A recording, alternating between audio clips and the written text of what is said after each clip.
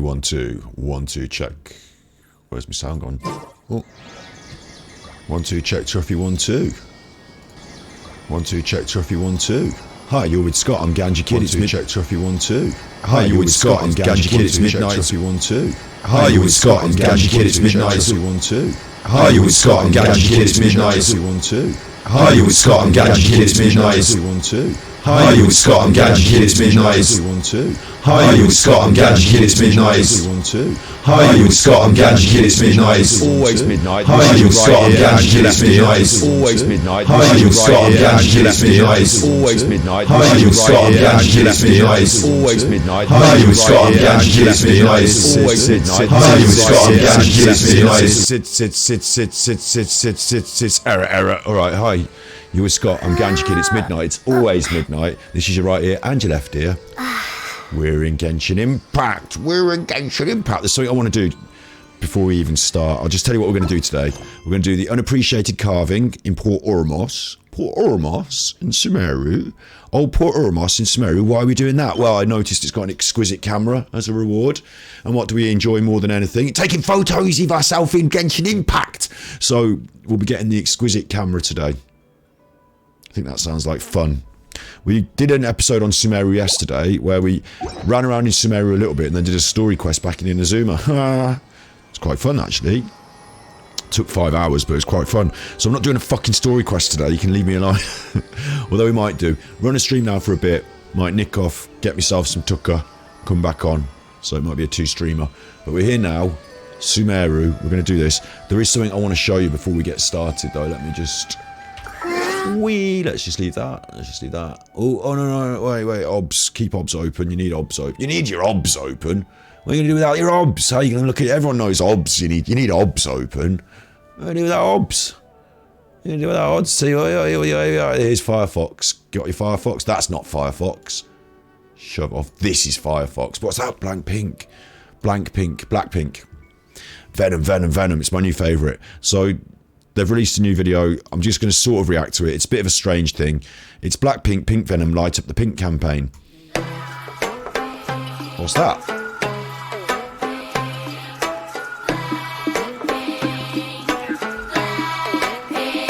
I haven't really heard that part of the track yet. I'm sure when we listen to the track before, I don't recognise that. BlackPink. I kind of like it at the start, this like ominous chanting. Actually, the track's quite dark. Do you remember I said I thought the track was going to be internationally successful because it sounds like they've taken a bit of an oriental vibe, a bit of a Asian vibe with those djembe drums and the strings, and then they've sort of broadened it. They've made it kind of global appeal. It's almost westernized pop music. South Korea is a kind of westernized Asian country, isn't it? Because of all the American involvement in the war. But like they've westernized the music to the point where they're actually using Western words. They're using half Korean, half English, and it sounds really broad. The music style, it sounds very hip hop. It sounds very like Western. There's a lot of 90s influence in it. I think it's designed to just be broad appeal, so it will take off in all the different countries. And this backs me up. Look at this campaign now. This backs me up. Makes me think I'm right.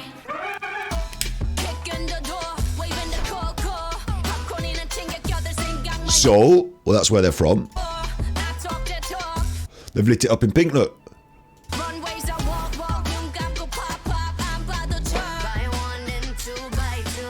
Tokyo. Don't know what that is, but it's lit up. Tokyo Tower, Bangkok. Out of me. Maybe that's famous, I don't know, but it's all lit up in pink for Bangkok. And it occurred to me, right, well, it's not major, is it? It's not special. It's not like Bangkok are honouring you. Your team, your A&R team have just paid for it. And then they videoed it, and then they put it in the video. It might still be up, or it might just happen for 10 seconds. I don't know. But it costs money, and if I want my face on that, I can pay them for my face to go on that. It's just a money thing, isn't it? But it shows how broad the marketing is for this particular, I'd say track, but it's not a track, is it? It's more of a concept thing. BlackPink are going global. New York. Famous Brooklyn Bridge. I wrote a song called Brooklyn Bridge, actually. I'll play it to you one day. That's New York at the Brooklyn Academy of Music. And this is the new thing, isn't it, these days? They project lights onto buildings these days, don't they? So it's very easy to do once you've got the big light projector thing. It doesn't mean you have to put loads of lights all over the building or anything. You just flick on the projector, bang, it's away. They've obviously paid to have it done on the Brooklyn Museum here. So big in Brooklyn. New York, quite a lot. And that's the Guggenheim, an art museum. Hello, Snips. They're using Western music too. Rihanna Ponder Replay. Yeah, actually, yeah. 1x1, 2x2 is a Ponder Replay. Right. It does sound a bit like that, doesn't it? Attack, attack, attack is virtually run, run, run from Ponder Replay. That's interesting as well. Interestingly as well, Ponder Replay is basically a amalgamation of all the sort of Barbasian and like reggae dancehall stuff, isn't it? Like the actual phrase Ponder Replay is a reggae dancehall stuff, and she's sort of like quite a lot of these artists do is they bring some more deeper entrenched urban culture. Urban's the wrong word for Haitian, isn't it? Or for Barbasian, because they're islands. But, you know, some of the more deeper culture is like brought to the surface for the mainstream. So they could, like, Sean Paul did it a lot, didn't he? Sean Paul took a lot of reggae influence, ragga influence, dancehall, and just made it easier for the mainstream to consume. So there's a bit of that in it. Yeah, I'd agree with that. They've kind of like, in the same way as Genshin Impact does a bit, sound like a pop tune, and because you know, a commercial from 5-10 years ago, right? So you recognise these sounds a lot more in America than I do. Maybe, you know, in England we don't have so much of this sound kicking off as much. We've got the hip hop and all that, but you know, hip hop and obviously ragga and stuff being so close, like the islands of Jamaica and Barbados, so close to America. And I think BlackPink, or the producers of BlackPink, so obviously the girls don't make the music, do they? But the producers of BlackPink have obviously said, like, it's a bit like Genshin Impact do. It's like, let's take a bit of this, a bit of that, let's spread it across the toast, more mixed in, and it's going to be a nice piece of toast. It's going to taste a bit like this, a bit like that, a bit like that. You know, it's going to be a bit chocolatey, a bit peanuts, a bit this. And you're like, I like that. It tastes a bit like everything else I've always enjoyed, so I quite like that. That's deliberate, I think. I really think, though, they've changed it enough to make it legal. Yeah, you know, they'll smooth it through the process, won't they? They'll smooth it through the process. Like, it's like cooking in a way. It's like taking an influence of this and a bit of that spice and blending it together nicely. I used to, when I was younger, I used to think, you just rip this track off. And certainly we discussed Ed Sheeran the other day, and we're not going to have another look at that, because every time I look at it, I get copyright strikes. But some people do rip off the tracks, don't they? But I think it's also okay to sort of say, like, there's a lot of music that I like that I can literally say, this is like a really cool band like Rage Against the Machine or Nirvana. Actually, they're probably the worst two. Actually, Kurt Cobain's a good example. Kurt Cobain used to take the standard chord progressions of westernized, mainstream rock, and then just change one chord, just put it out flat or sharp and make it a bit darker here or there. And yeah, sharing ideas, like, but I think they're doing it in the right way here, yeah, where they're just taking enough to sort of form a palette, and then from that palette, they're forming something new. I think that's a way to look at it. But it's clearly very, very prescriptively, deliberately trying to go international, isn't it? And this video is proving it to us. Look, we're in New York now with all our marketing money, trying to break New York real hard. It's all well and good lighting up the Seoul Tower. They've heard of you in Korea. Out in New York, we're really trying hard now to make the rest of the world aware of BlackPink to the point where they're successful globally, like global branding now, not like, you know, a Korean K-pop group, but a super group. It's like another echelon up, and you achieve it by creating this wider appeal, like a music that's not sharp edges anywhere, where someone goes, that's very J-pop, I don't like that, or that's very hip-hop, I'm not really into hip-hop, or that's very, like, you know, it's taken off all those edges, smoothed them down. So I'm not a big hip-hop fan, but I quite like this, or I am a big hip-hop fan, and I quite like this. Like, wherever you come from, they're in on it, aren't they? I don't know about Slick Rick, actually, but I know so many samples have gone around these days, haven't they? But I think it's more than just a little sample in this, isn't it? It's like the vibe. It's like the whole flavour. Like, K-pop itself has its own flavour and has evolved as an amalgamation of Western style, because all the American GIs went into South Korea and helped them fight their civil war, and South Korea became very Americanized. So then you've got this, like, you know, 60s, 70s, 80s, all that music that America has shipped over there has been processed through the Korean culture, and then you've got these K-pop groups which are basically the same as an American, you know, your Backstreet Boys, your BTS. You know, it's like a mirroring of it, but with a much more Korean vibe to it, because it's produced by Koreans in Korea for Koreans. Now we're saying it's not produced in Korea by Koreans for Koreans. Now it's produced globally by people from all over the world, because BlackPink don't make their own songs, do they? So they've got like a record company team that are like telling them which ones are going on the album and stuff. I'm assuming, not being rude to them, not being mean about them. I quite like this, but obviously it's a group project, isn't it? So now it's like a wider group and a bigger group with more money, and it's not being sold to Koreans anymore. It's now being sold to the rest of the world. So it's no longer K-pop anymore. I think they're sublimating or outgrowing K-pop. But taking that K-pop route with them and allowing it to flourish in its own style here.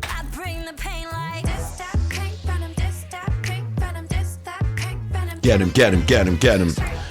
Loads in New York, look. So there was loads in New York there. There was like 10 places in New York all lit up. This is Los Angeles. That's a fairground. I mean, no one's going to notice that because it's always lit up, isn't it? Who paid to get the big wheel at the fairground lit up? Oh, how much did that cost you? $20? Doesn't even say BlackPink, and it's gone. So there's not as much money gone into LA. They obviously don't think the LA market is where they want. Like, that's a deliberate choice, isn't it?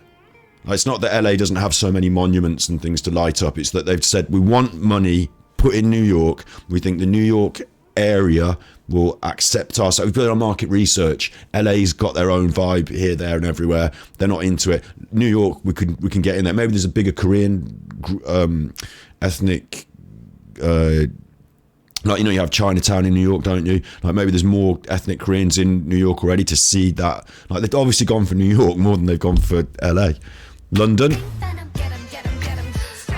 That's where I live. Obviously I don't live here. The Hammersmith Bridge, it's not a big famous thing, but across the world you look at the bridges and you say they're London bridges, so I get why you choose the bridge. And also it's got all those lights already installed because of all the Olympics and all that, so they've done the Hammersmith Bridge.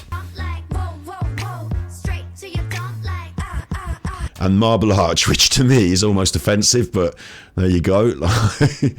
Why is it almost offensive? I think Marble Arch is a war monument, isn't it? Or was it gifted to us by India? Marble Arch. Us. You know, I'm a global citizen these days, but 19th century white marble-faced triumphal arch in England. The structure was designed by John Nash to be the state entrance to the Cordona to Buckingham Palace. It stood near the site of what's the three-bayed central procession of the palace. So it's not anything to do with war, I was wrong. John Nash built it, like architect, and it's there as an entrance to, I mean, you'd say it's an entrance to, like, to the palace, essentially. It's not really direct entrance to the palace, but you know, it marks the mall that you walk up to get to the palace. So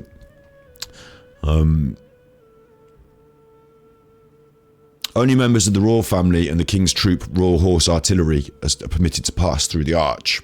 So it's got a bit of, that's, you know, I did know that you're not allowed to go through it, and I thought it was like, you know, revered in some way. But they've lit it up in pink, Marble Arch. It's not that political. It's fine. Maybe they can do that. There's a lot of Koreans in LA as well then, and maybe LA already loves them. You say, yeah, that's a point. Maybe they don't want to spend the money because it's wasted money.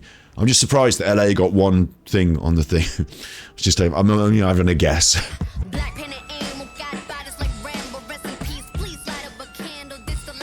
And it's just Marble Arch, so they took 3 shots of it, but you notice they spent a lot more money in New York than anywhere else. But I suppose, you know, Brooklyn Bridge is a bit more impressive than Hammersmith Bridge, maybe. So BlackPink going global. I just wanted to, you know, bring that to, it's come out today, and I was really interested in it because obviously we like the song. I'm going to be singing it all the way through the next few weeks of broadcast. Get him, get him, get him. Every time I fight something and kill it in Genshin Impact, I'm all get him, get him, get him.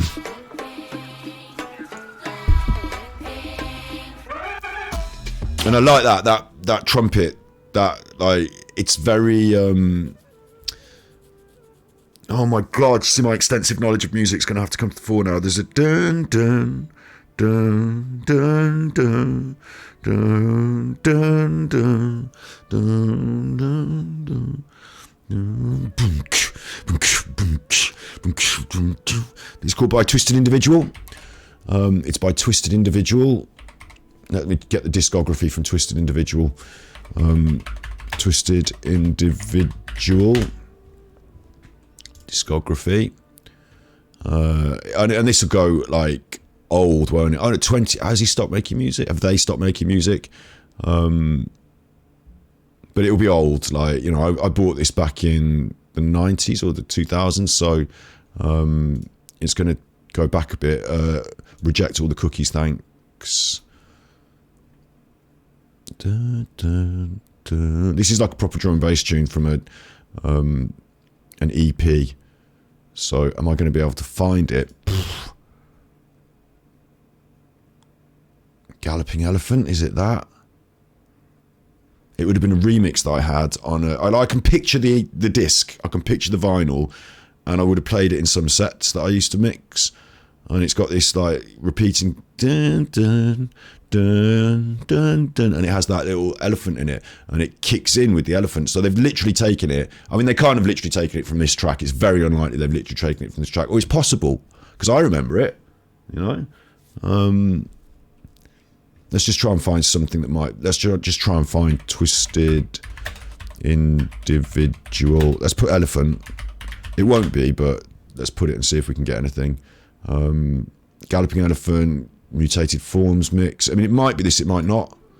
Come on, show us your move. It's not the move, is it, you fucking idiot? However you move. It's not that, is it? It's not this, is it? It's not crisps.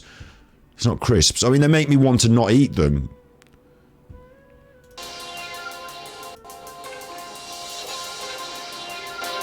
And this is all going to get me copyrights.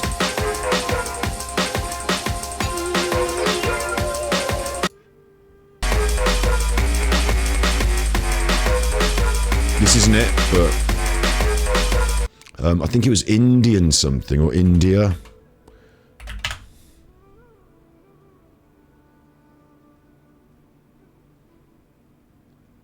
Anyway, I know, I'll have to dig it out. I've got the record upstairs, you know, on vinyl, so I'll have to go and dig it out because I'm not finding it on the internet. But I'm remembering a tune with that elephant sound in it, basically. That's all. That's all I'm saying. It's not that important, is it? Doggy tail wagging? You like the concept? You like the concept of a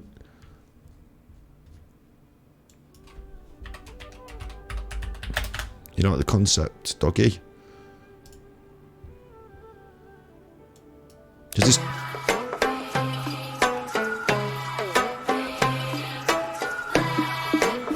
No, she's got that big instrument that we were looking at the other day in the Genshin Impact video.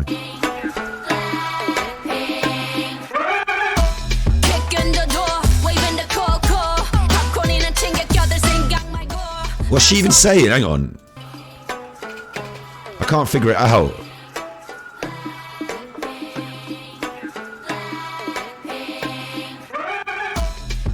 The door, waving cocoa. What?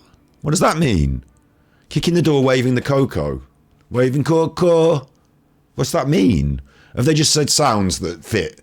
Or does that mean something in Korean? Waving the cocoa. Kicking the door, waving the cocoa. Popcorn in mashing a tanga king come go. What? What? It's so weird to see. I know when it's written here, it's written in Korean, so I've got no chance. Kick in the... So they do mean waving cocoa, because that's not Korean, that's English. Kick in the door, waving cocoa. I mean, how am I supposed to read that? Write it in English for me, at least. The runways are... Oh, look, waving Coco. She's got Coco Chanel on a ring. So it might be in that. She's waving Coco Chanel. And maybe in Korea it's pronounced Coco.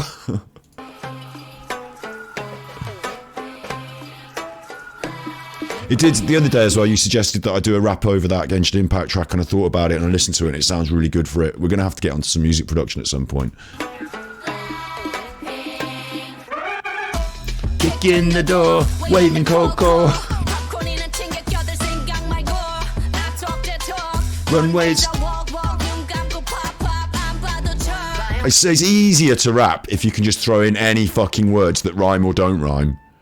That makes it a lot easier, to be fair, doesn't it? If you're allowed to choose from 2 languages and they don't have to even rhyme. Alright. Loving it though. Good old BlackPink showing us something new again. They keep pushing forwards, I'll tell you that, they keep pushing it forwards. BTS get all the popularity and all that, but BlackPink are the ones that keep pushing it forwards from the Korean pop side of things. Hyuna did some interesting stuff. Sayu, not Sayu, that's in the game. I'm talking about Gentleman, who did that?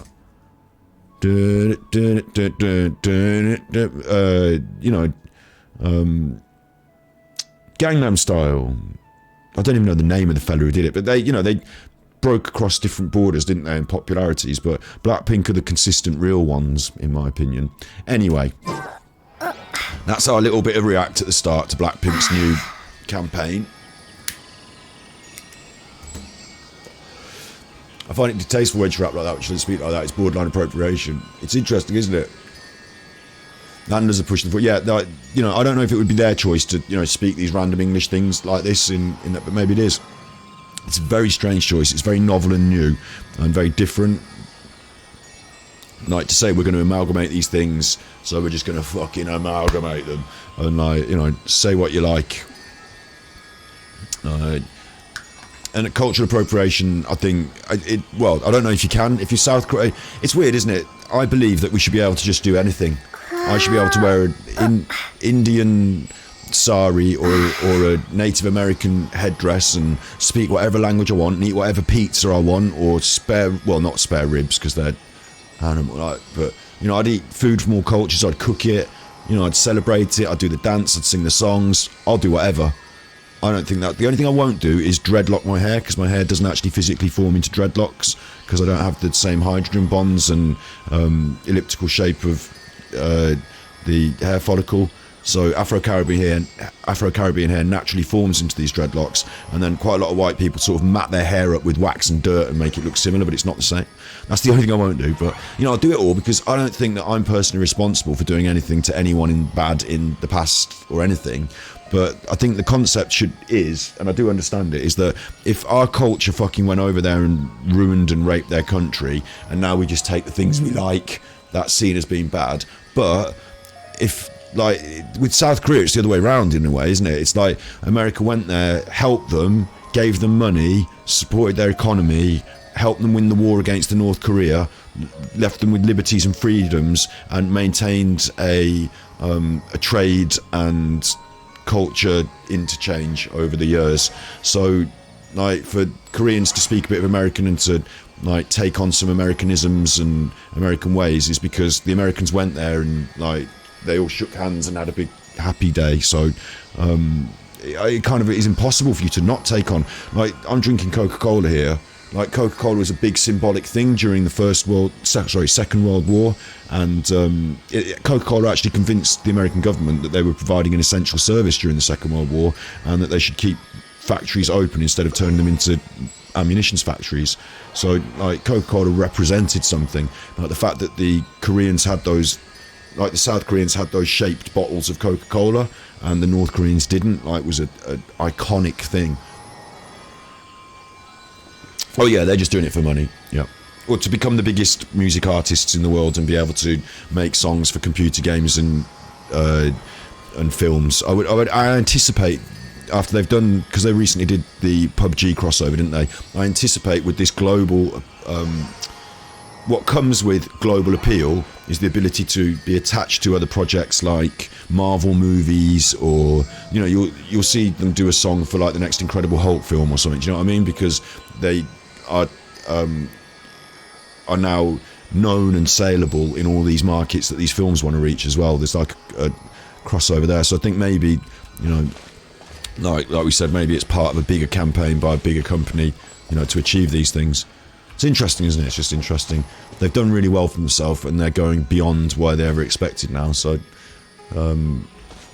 it's interesting. I'll be fair to them. They do sing and dance and turn up and fucking work hard. Like, they do that stuff. As a creative music person, I've always been, you know, people who write the music and should be on the band and doing it. And I have a distaste for someone who turns up in the studio and gets told this is your new album. Like, you know, but then I watch like documentaries and stuff, and some of the rappers that I even used to respect, I watched them on a documentary telling Kanye West, I want a hard beat, street beats, thanks. And Kanye West delivering it to them. And me thinking, what? You don't even have any say in your music. It just turns up in a CD and you pick your top favourite 10 out of 20. Like, fuck off. Like, that shouldn't be how it works. I worked so hard on all my music, but you know, it is how it works. It is how it works. So I would actually be really grateful myself. Could you imagine, out of all the songs I've written loads, put a few up on the internet, could you imagine if like something I wrote got taken by BlackPink or even someone smaller and turned into a pop song, and I got some royalties and my song was out there? I'd actually be happy. So like, as the perspective of songwriter now, you know, all these years on, I don't know, yeah. It's really interesting though, it's really interesting. There's so much politics to it all, but I'm trying not to be harsh to anyone and see the good in it all, because actually, bottom line, that track's out on the internet, I like it. Get 'em. Quite enjoy it. It's not, out of all the pop tracks that have offended me over the years, that's one of the least offensive for some reason. I quite like the regurgitation of the style, like, you know, because in South Korea they've taken it all in from the West and now they're giving it all back. Like, do you know what I mean? It's like, quite like that. Right, here we are in. Where's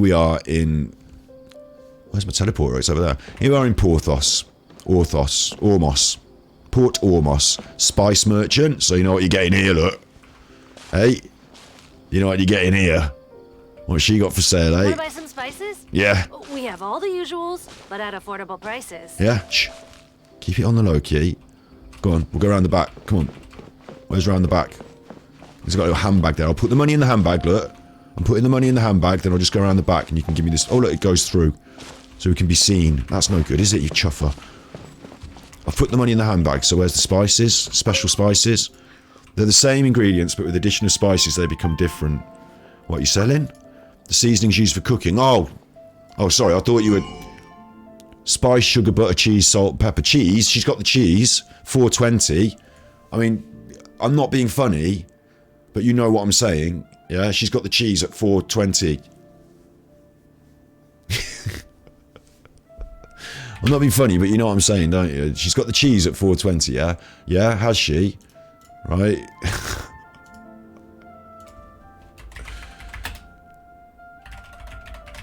Like, cheese, UK cheese. I'm 18. Is a very famous brand of plant, and it's world famous.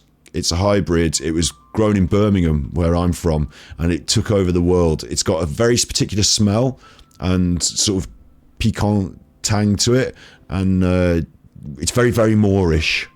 Very Moorish, and then it became a sort of colloquial terminology for anything like that. You know, have you got the cheese? Oh, the cheese, the good cheese. I like a bit of cheese, and so it became a colloquial term. And so, like, you know, nowadays it's just general to say cheese in my area, but it does mean something specific. $4.20. That's how much your cheese costs. Come on, come off it. I know what you're doing. I've put the money in the bag.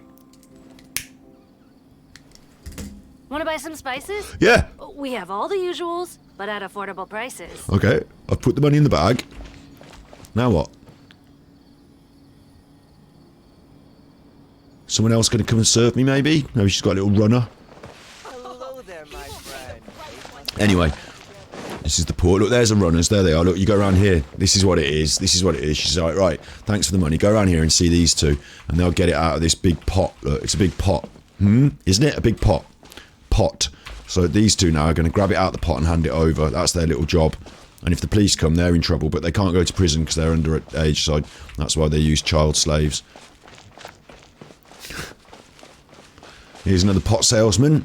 It's all going on down here. Down in the port. Oh, big pots. I get it. Fishmonger with cats. Look at this. Cats and fish. That's a combo if ever I've seen one. Cats at the fishmonger. You'd think they would be coming and hanging out, wouldn't you? You'd think they would. She's making a bit of a disturbance over there. Oh, she's a street performer. No wonder. But she's not doing a very good performance, is she? Look, she's still... Woo, woo, woo, woo. Could you imagine if that was the... And you turn up, there's no music. She's just giving it some. He will pay the price one day. And she's cross. She's furious, in fact. That might be part of the performance. You don't know. Hello there, my friend. Fate must have brought us together. I don't really want to interrupt, but you know, she's giving it some. That's the performance. Maybe I should throw her some money. I don't know. These two are like they're having a good time watching. I want to talk to the fishmonger because of the cats. My fish have good meat. Kittens eat them and meow in happiness. Have some fish. Take your pick or fresh. Fish, crab, shrimp meat. Right, no. He will pay the price one day. Your cats. They're my cats? I don't think so. I don't know where they came from either. Since I fed one, they've been coming to me one after the other, bringing their families with them to have meals. Ah, I can't help it either. The kittens are too cute. I just can't stop my hand from feeding them fish. There are even cats that came running from the inn owner's home, and they wouldn't leave. There, those two on the side. But you know, they can't be blamed. I heard their owner's going senile, and the cats are tired of hearing his rambling. It's a bit heavy. Just the cats are my fishes. Oh, sorry, I broke your rock pile. But I did gain 15k more out of that, so it was worth it. Sorry about your rock pile. Oh, I trod in some cat shit then. Fucking hell. Wipe that off my shoe. Down here, they're pooping in all this... Here, in all this green stuff, look. Mate, they're pooping in the green stuff. The cats. Well, they're all talking at the same time now. It's getting hectic. He will pay the price one day! Hello, how are you today? Better than you, it seems, you fucking nutter. Pretty good? That's great, I'm happy for you. Bad luck is only temporary, but good luck's forever. Waltz through whatever comes your way, will you? That didn't seem like, you know, where's the... He will pay the price one day. Where's that from? Why? Hello there, my friend. Fate must have brought us together. It wouldn't be green if that were true. Maybe not. It's just I couldn't see in there, and I trod in it, and something went on my shoe. I don't know what it is. There's something in there that needs cleaning up anyway, look. You know all that... I've seen cat poo that's green. Puria, that's his name. We've had Shih Tzu. We've had Shih Tzu in Azuma, and now we've got Puria. He's a goldsmith. I've never seen forget an ounce. I've never seen a gram of gold. I haven't seen a gram of gold in this game. I haven't seen any expensive metals. I live near the market. You're a craftsman that works with gold. You've been doing it all your life. It makes the peas taste funny, but it keeps them on my knife. Right. I eat peas with honey. I've done it all my life. It makes the peas taste funny, but it keeps them on my knife. This is a tailor. I'm not even going to bother talking to you, because in the last place... Oh, I rubbed that cat poo onto that rug there. Oops, sorry, I've rubbed cat poo onto your rug. I'm not even going to bother, because in the last place, we had... In Azuma, we had a... She was making kimonos. And I went and we had a quest where we had to ask her about the kimonos. We were promised a kimonos. We never got one. So, fuck that. No one's making me clothes, are they? You have to buy them in the shop. Hello, Aria. Araya. Hello. This guy's a snake handler, so I'm going to stay well away from him. He's a nut job. Bites all over his face, like... Staying well away from him. That's a carpenter. We've met him before, so we've been here before anyway. The point is, what we're doing is there's an unappreciated carving. I imagine it's the carpenter, but it's not. I've come over here imagining it is, and it's not. They're over there, 140 meters. Out in the port. Right, let's go. Back the way we came. Bollocks. It's always the way, isn't it? And then you have to look embarrassed when you walk past all these people. They're, oh, hello you. I fancy seeing you again. Is your foot better after you trod in the... Yeah, hi. Yeah, alright. The music is kicking off. The music is kicking off. The music. Whoa, whoa. Just happy for that. Da-na-na-na. The music is kicking off. The music is kicking off. The music is kicking off. Okay, I want to show you something that probably won't work, but we'll try. In Mario Kart,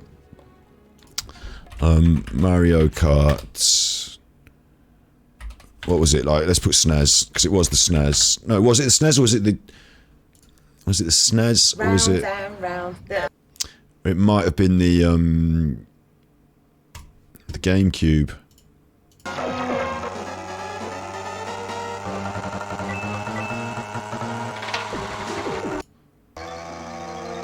There was some music.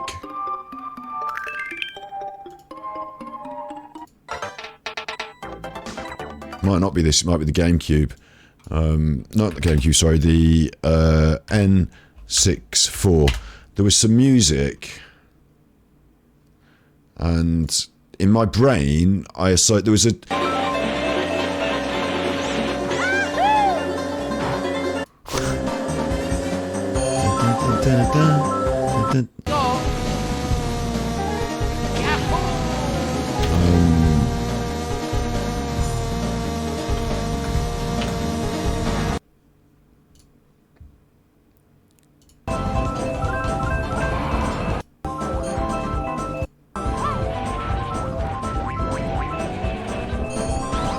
Right, it's doing my head in. There was there was some music in Mario Kart, right? And at the time, Madonna had got a track. Like Madonna had done Dick Tracy.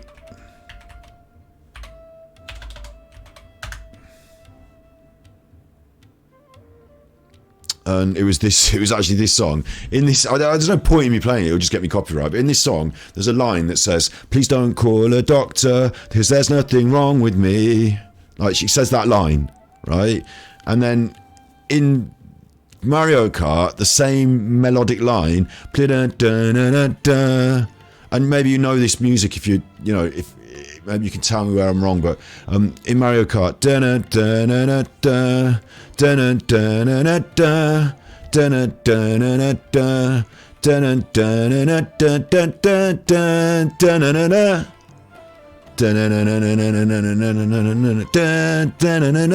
right, and in my brain I'd confuse the two, and I've got, please don't call a doctor, please don't call a doctor, please don't call a doctor, please don't call a doctor, doctor, don't call a doctor, right? And you know, I used to sing it when I was playing Mario Kart, and then my sister was like, what the fuck are you on about? Why are you singing that? What does that mean? And I was like, oh right, because in the Madonna song it goes and like you put the two, and you don't know the music from Madonna. All right, we'll go back to that then, because that is outstanding stuff. Madonna, Dick Tracy. I mean, I can't even split. Like, so there was some really good tracks from Dick Tracy. Okay, it was a movie of a comic book. Madonna played a part in it, and there were some really good tracks. But this is probably one of the worst ones off the album. Actually, I'll play a couple of the good ones first, because, you know, to show you that there were a couple of good ones. And when you're a kid, and like, you know, my sister was into Madonna, and then Dick Tracy was a film, and it was tie-in with McDonald's and all that. So we were kids, and we went to watch it, and, you know, enjoyed it. So our mum bought the CD, or our dad bought the CD, and they would allow us to listen to it. And it wasn't all bad.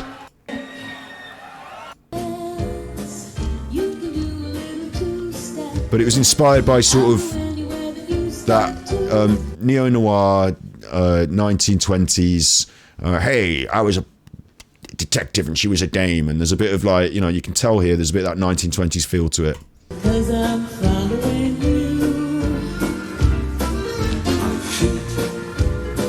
They might be falling out of rhythm, I don't know what I'm doing with them, but I know I'm following you.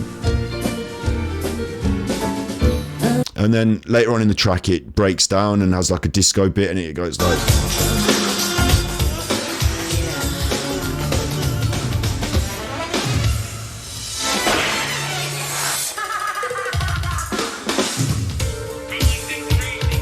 and like, it's got all the Dick Tracy quotes, and you know, it's obviously music from the film. It's the soundtrack to the film, so it's not quite Madonna, but Madonna did it, and it's all of the tracks are like specific to the film. So you know, it's one of them things, isn't it? It's a bit of a combo job.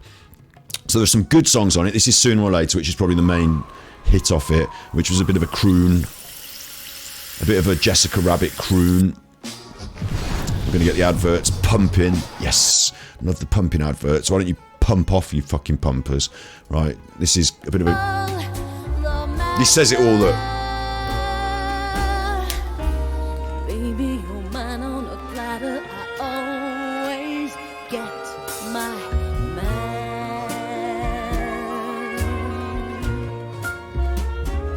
But if you insist, babe, the challenge delights. So she's a bit of a crooner, and she's the femme fatale in the film. Actually, she plays it really well because it's New York, isn't it? And Madonna's very much like this. Apparently, she had an affair with Warren Beatty at the time as well. You know, it was a big film and all that. So this song now in context, you'll say, oh, I can understand it in context. But without the context, it's like, what the fuck is this? And me and my sister used to laugh at this because when you're grown up, you understand that hanky-panky and getting spanked is like sexual. But when you're a kid, you think it's like comedic that Madonna might be getting spanked by Dick Tracy. And like Dick Tracy as a kid, it was like, you know, the baddie with the bad face, and I don't want to spoil it for you, but she turned out, I mean, it's years and years old, but she turned out to be the baddie as well. What? She was the supervillain. So the baddie, bad face or whatever, like, and you know, you're like, come on, Dick Tracy, let's win the bad, you know. But there's this subtext of sex going on for the adults, which you don't really notice when you're a kid. However, this song, you can't really avoid it. But me and my sister used to laugh, and this is where the line is from. Copyright up the whammer now for me, but since you asked.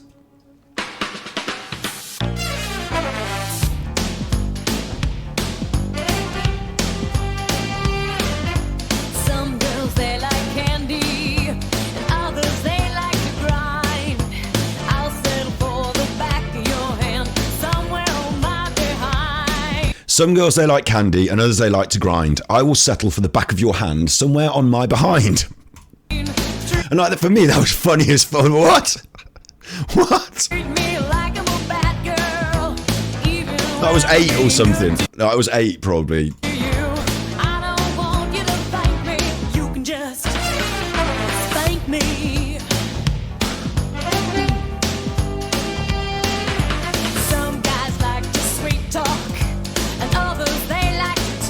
I don't think this is the official music video. I think that someone's just put a music video together because I don't think they released this as a single, you know.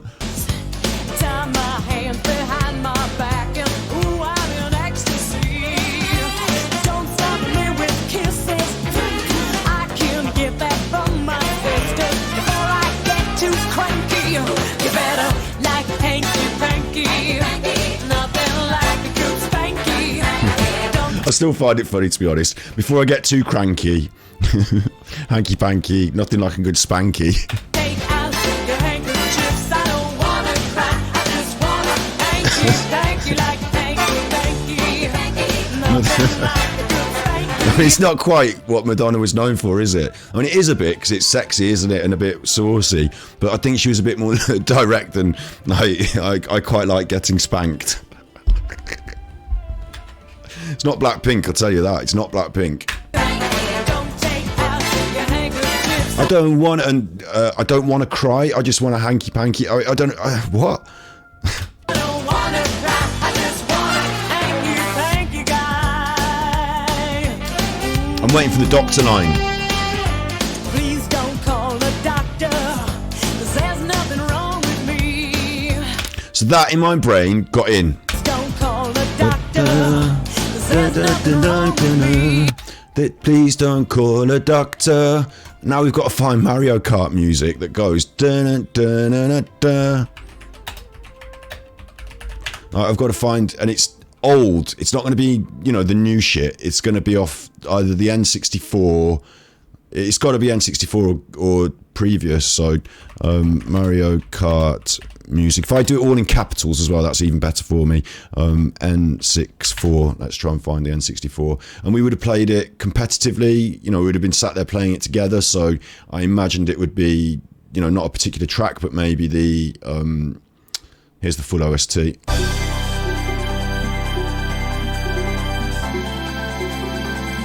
With timestamps, apparently. Where's the timestamps? Here we go. I can't believe I'm doing this now, but I've got to. That guy Karate chopped a hooch there. Yeah. Hello, Roger. Yeah. That Dick Tracy film is something else. I mean, I only remember it as a kid, so I remember all the cartoony sort of superhero stuff. But I imagine if you rewatch it as an adult, there'll be fucking loads of it. It wasn't this then.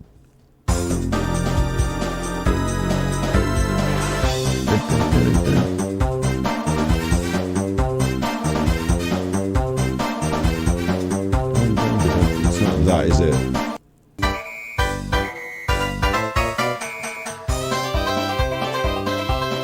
It's not going to be one of these specifics.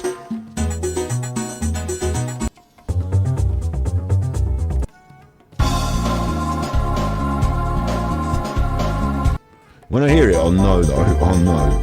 I need to find Please Don't Call a Doctor out of this. My sister might know. Verses. No, it's just that sound.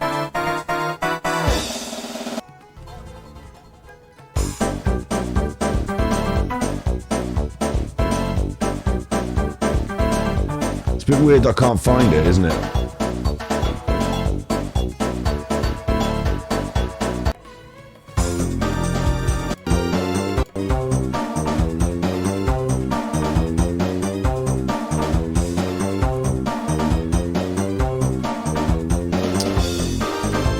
SNES?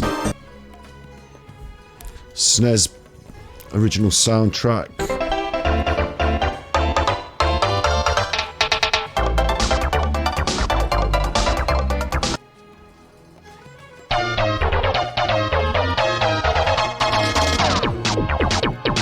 It's not this.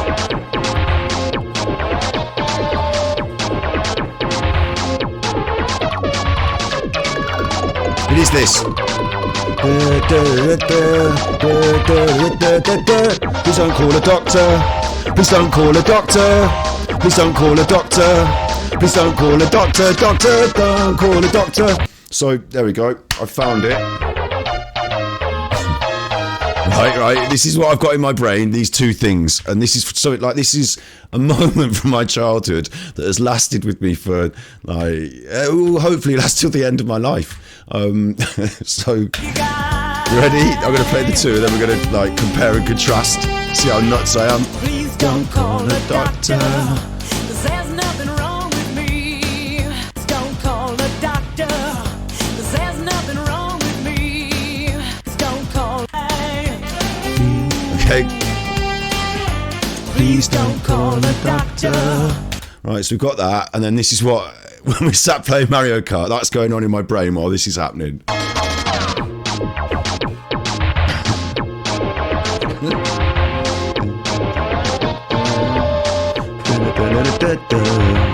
Please don't call a doctor.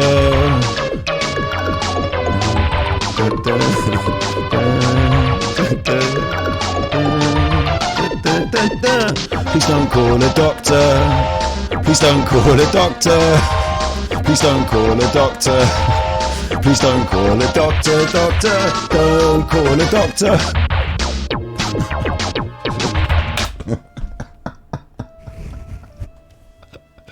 It doesn't make any sense.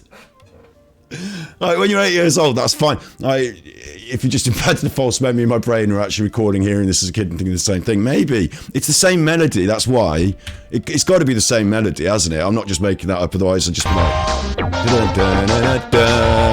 we've got and here we've got. Wait, I just want to cue it perfectly up. So here we've got.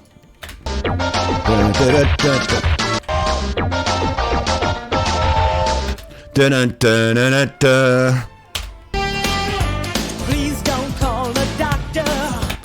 Da, da, da, da, da, da. They're not quite the same. Da, da, da, da. But they're very similar.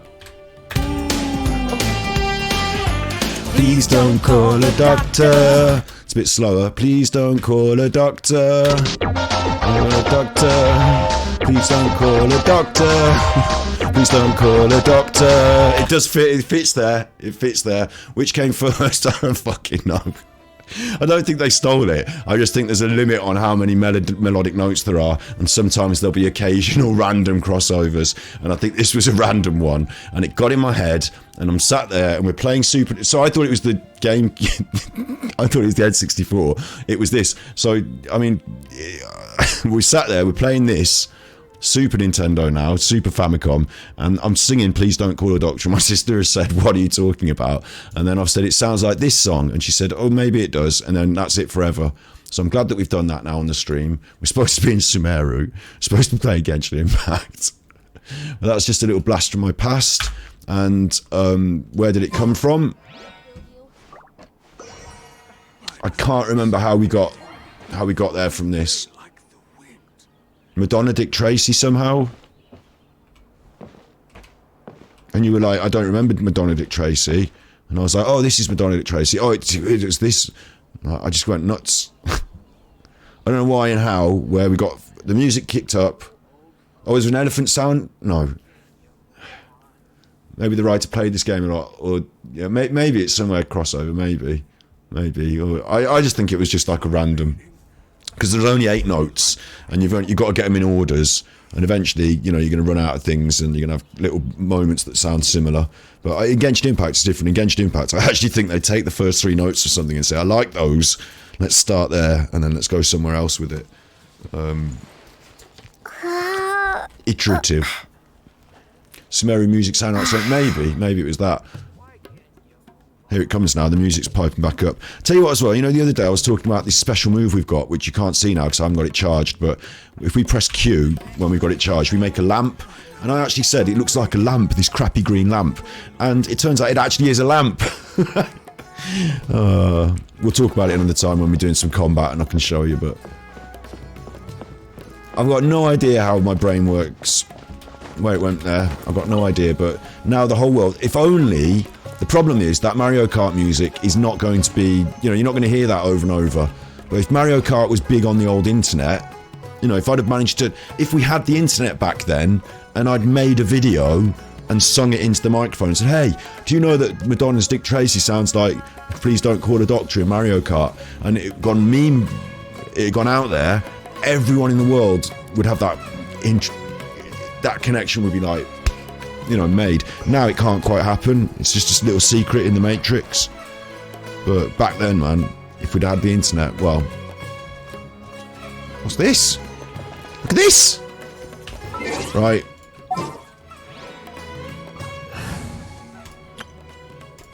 Deployed. Photos time. Oh, we're going to get a camera, aren't we? We're going to get a camera. That's the quest. But photos time. I like the music. It's really good. There's photos time. Should we do our faces or should we do our poses? Look, got poses. Whee! Do our face happy. Happy, obviously. There she is. And then everyone's jealous. So, right, okay, don't worry. You can have your photo too. You can have your photo as well. Do yours a bit closer up, bit of variety. What about your poses? Similar poses. Oh, you do thinking. Okay, you do thinking. And default or happy. Happy, she don't change. Disappoint, she don't change.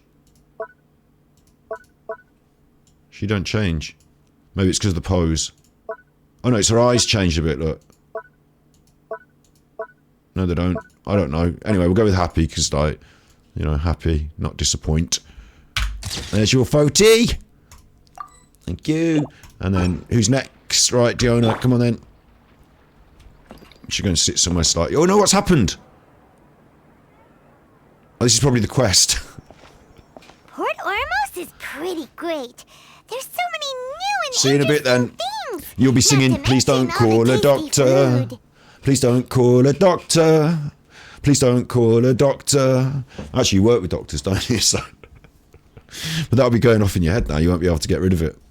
Port Ormos is great. There are interesting things and tasty food. All right, Paimon. Sumeru's largest commercial port sure lives up to its name. Look at all the merchants, and everyone seems excited just to be here. Not everyone, Paimon. How did things end up like this? Mamdu is having a bit of an issue. All thanks to your artistic license. That's how. I should have made you wait until we got an update from Tanja. Look at his boss. Look at the size of his hands, look. Can't quite see them right, but fucking hell, he's hench. Isn't he? Fires, you're hench, mate. Look at your big wide shoulders, big strong shoulders, and all that. Big hands. Big hands, look at his big hands. I've got big hands, but he's like big hands. He's like, ooh. But when I finished the prototype Aranara yesterday, you agreed that the kids would like it. That's why we tried bringing it out for a test run today. The kids would like the Aranara, whatever the fuck that is. Well, Pair of pedos. I thought they'd dislike it so much. I don't know what they're up to. I'm sus now of it, though. Didn't sound right. Going after all the kids with your Ariaras. What are Ariaras? Oh, what sandals as should we do? well. Both wearing sandals. So, that's something to bear in mind. Here we go. They sound distinctively less excited. Whoa. Yeah. Compared to everyone else, they seem really down in the dumps. Let's go find out what's going on. Tell you what, they've got to really do careful with the music is in the UK we have Indian restaurants, and when you go in a lot of the Asian or Indian restaurants, you hear this sort of similar sitar-based background. You know, there's a sort of easily listening sitar track, like sitar classics. The greatest sitar, easy listening. Let's get it up. I bet it'll exist. Oh, I can't do anything. I can't leave this window. Okay. But you hear this same music in all the Indian restaurants. And she's a traveler who was just passing by. Is there something bothering you? And they've got to be careful not to go, into that realm with the music. You can get a bit cheesy with it sometimes if you want a bit of background Asian music. But they're doing a really good job. Oh, I noticed you two a moment ago. Welcome to Akara Crafts, the best toy store in Port Ormos. At least for now. Right. What's bothering us is this prototype Aranara. To start with, could I get your opinion on it? What is it? This thing? This little statue thing with the face? Right, straight off, you haven't got the smile right. It's looking well creepy. We talked about this in a previous episode, just because they're big bean men with a big smile. The big smile. Oh, kids like a big smile. Oh, they might be pedos. You don't know. You gotta be careful with these things. That's my opinion. Prototype Aranara? You mean this wood carving here? Looks like a mushroom monster to Paimon. Sounds like the name of a weapon, but it doesn't look very happy. Oh, no. The prototype Aranara is something that brings joy and laughter to children. At least in theory. Not the first negative feedback we've had. Can't you tell? Why do you need feedback? You can look at the fucking thing. So, what exactly is a prototype Aranara? Paimon, it's a wooden mushroom. So for context, Here we go. Aranara are magical creatures in Sumeru fairy tales that live in the forest. For the store's 20th anniversary, we plan to release a series of hand-carved toys based on the Aranara stories that kids know and love. This is a prototype we made to get an idea of how they would react. But when we put it out there, the reaction was not quite what we'd anticipated. Yeah. They thought it looked like a mushroom too, huh? No, worse than that, actually. I can't quite describe it, though. And I'm also not very good with kids. Maybe you could ask them for yourselves. The music's picking up again. Make me want to dance. We gotta go talk to the kids. Paimon's straight over there. She fits in. Look at her, she's littler than the kids. Why don't you ask him, you fuckers? This is not an Aranara. No way. No way. It's not an Aranara, you idiot. Oh look, someone with a bit of skin tone. I wonder if Genshin are listening to the feedback they're getting. There's a bit of a stir being caused on Twitter at the moment about lack of skin tone in certain aspects of these characters who are designed to appear to come from a certain... Like, the thing is that's silly, that Genshin's a fantasy world and it's not our world. So just because this is inspired a bit by India and is inspired a bit by, like, you know, Morocco or whatever, the people don't have to necessarily be from our world, do they? But we still think it's quite important to have this reflective... you know, it still seems a bit crude and wrong to reflect all the aspects of these cultures and they're not the people themselves, maybe. And of course, the people who play the game are from all over the world. So if we're going to be traveling all over the world within Teviat, and it's not really the world, but it's a bit like this and it's a bit like that, why don't we have more diversity within the characters? Seems like a fair comment, doesn't it? A fair concept. And it seems a bit of an oversight, but there's the first person with a bit of skin tone I've seen for a good long time. I've read Uncle Tanja's Aranara and the Ill Little Fungus. It says that Aranara are supposed to be chubby and squishy. The carving looks nothing like that. Toys do look better when they're round and chubby. Uncle Tonder said in Aranara's vow that you can deceive the eyes, but you can't deceive the heart. This carving makes me feel lost and confused inside. I don't think the creator put his heart into it at all. It's nothing like an Aranara. Yeah, we get it, man. It's like the worst carving of an Aranara I've ever seen. Heart into it, huh? Oh, sounds like one of those things that's easier said than understood. Kassid and Alia didn't like this carving, but I think it's okay. Right? You like it? It doesn't look too happy, so it's kind of pitiful in a cute way. Oh, a positive review! Yeah, so I would totally ask my dad to get it for me, if it wasn't meant to be an Aranara. So the positive review is, it looks pitiful. Pitiful, 4 stars. Oh, well, that took a sudden turn for the worse. Oh, you're going to a workout, all right? Or just, you know, don't take it easy. Have a really stressful time instead. Pump it. Pump it. You'll have that music going through your head. I call a doctor. We asked the children for their opinions. Oh, how did it go? Has it maybe, grown on them at all? No. Oh, this is such a shame. Why isn't Tanger back from Gandharvaville yet? Oh, the kids kept mentioning an Uncle Tanger too. Who is he exactly? Uncle Tanger is a famous children's author here in Port Ormos. All right. Sounds nice. He wrote quite a few stories in the past, but none of them were popular among children. Just like our prototype Aranara. But around a year or so ago, he suddenly had a eureka moment or something. And suddenly the children loved every one of his stories. I've got an idea for you, straight off. Bin the Aranara. It's made of wood for a start. Like, it's great big and wood. So just bin that off. Why don't we start making them out of like old bits of sack with stuffing in? You could make them cuddly. You know, we could start off the whole concept of plushies within Genshin Impact, couldn't we? And we could make a mint from that. Loads of more. I only want 10%. You do all the work, I'll take 10%. Here's the concept. I'll get Paimon to draw you up some plans. We're away. Like, why does it have to be carved out of wood? That's the right. issue. My little Ghaffari loves his stories too. The whole reason we decided to make these carvings was because we saw just how popular the Aranara are among children.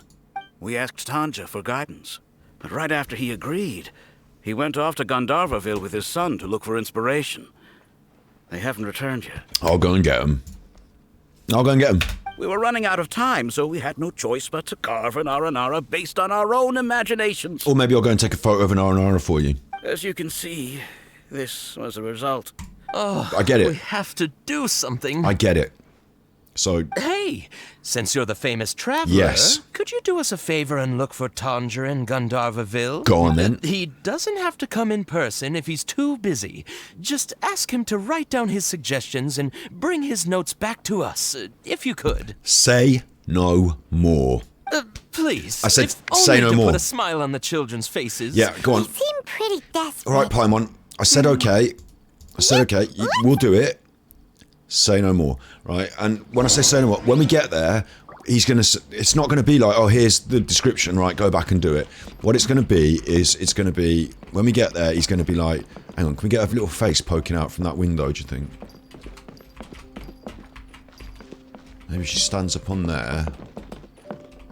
Alright, and then I go, escape. Oh no, she's looking the wrong way. Hang on.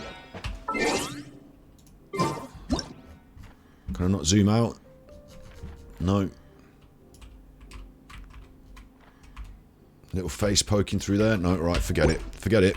Forget it then. Forget it, we'll just take a normal photo. Normal photo like everyone else. Normal photo like everyone else. Done.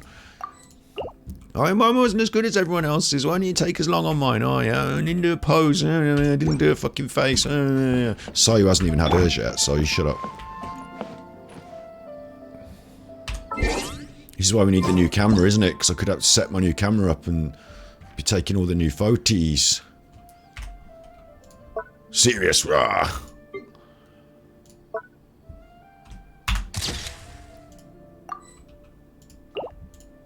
And a little photo's taken. There you go.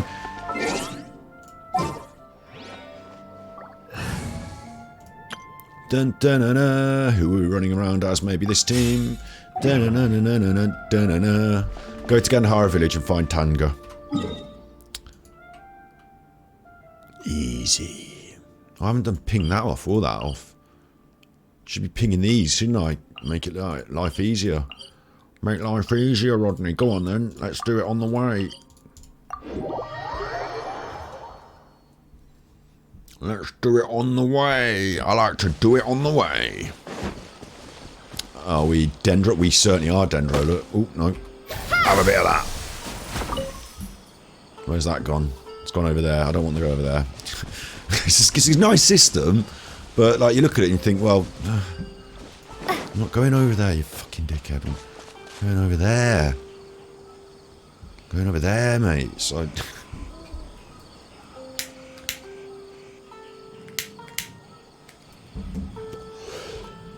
Let's go.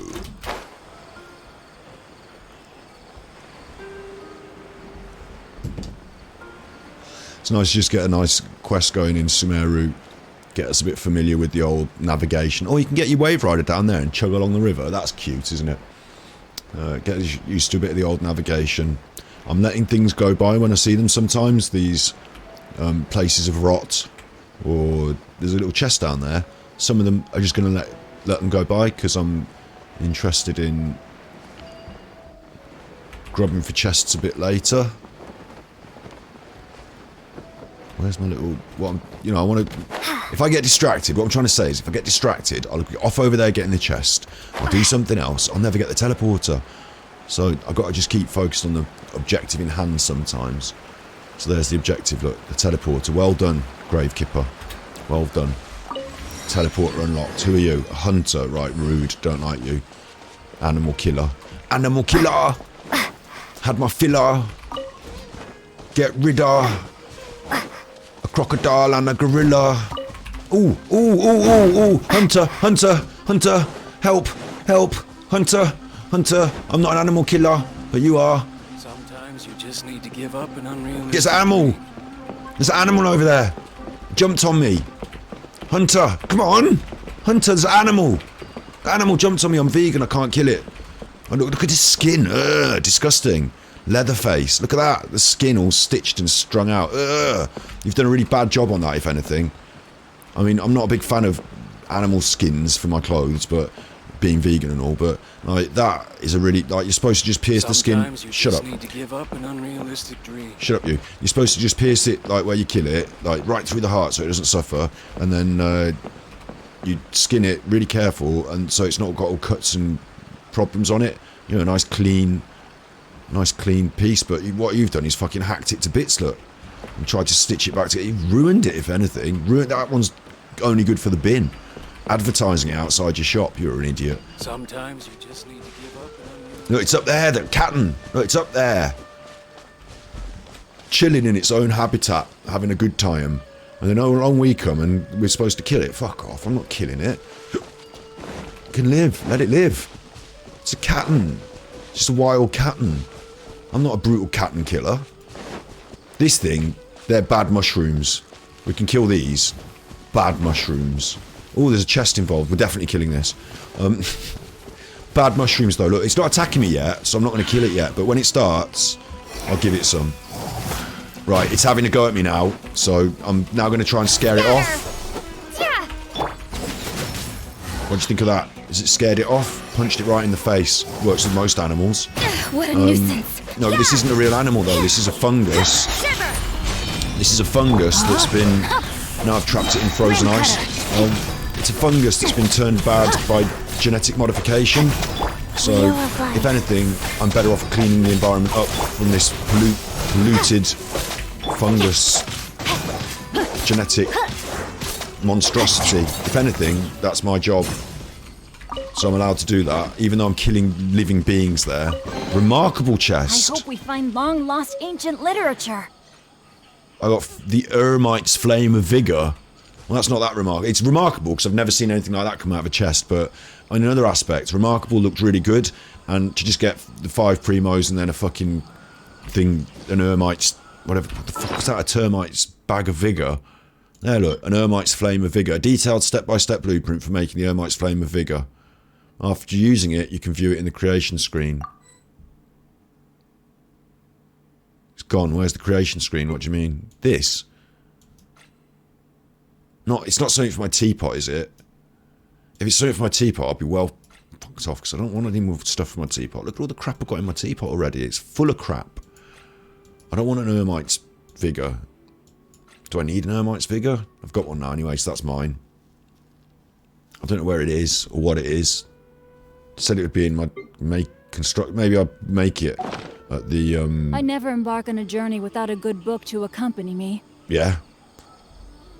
Is that right? Maybe you have to make it at the blacksmith. Look, there's a captain. Look, there's a captain. This is what I'm talking about. That's a noble wild animal. It looks great. There's nothing wrong with the wild animals. They're not baddies. They're not corrupted.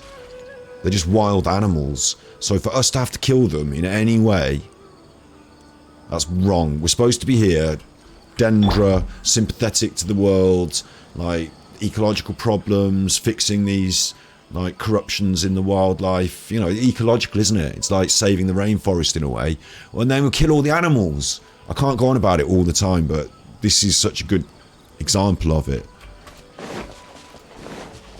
Disappointed in a way. And that's been for me, that is a real taint on Sumeru.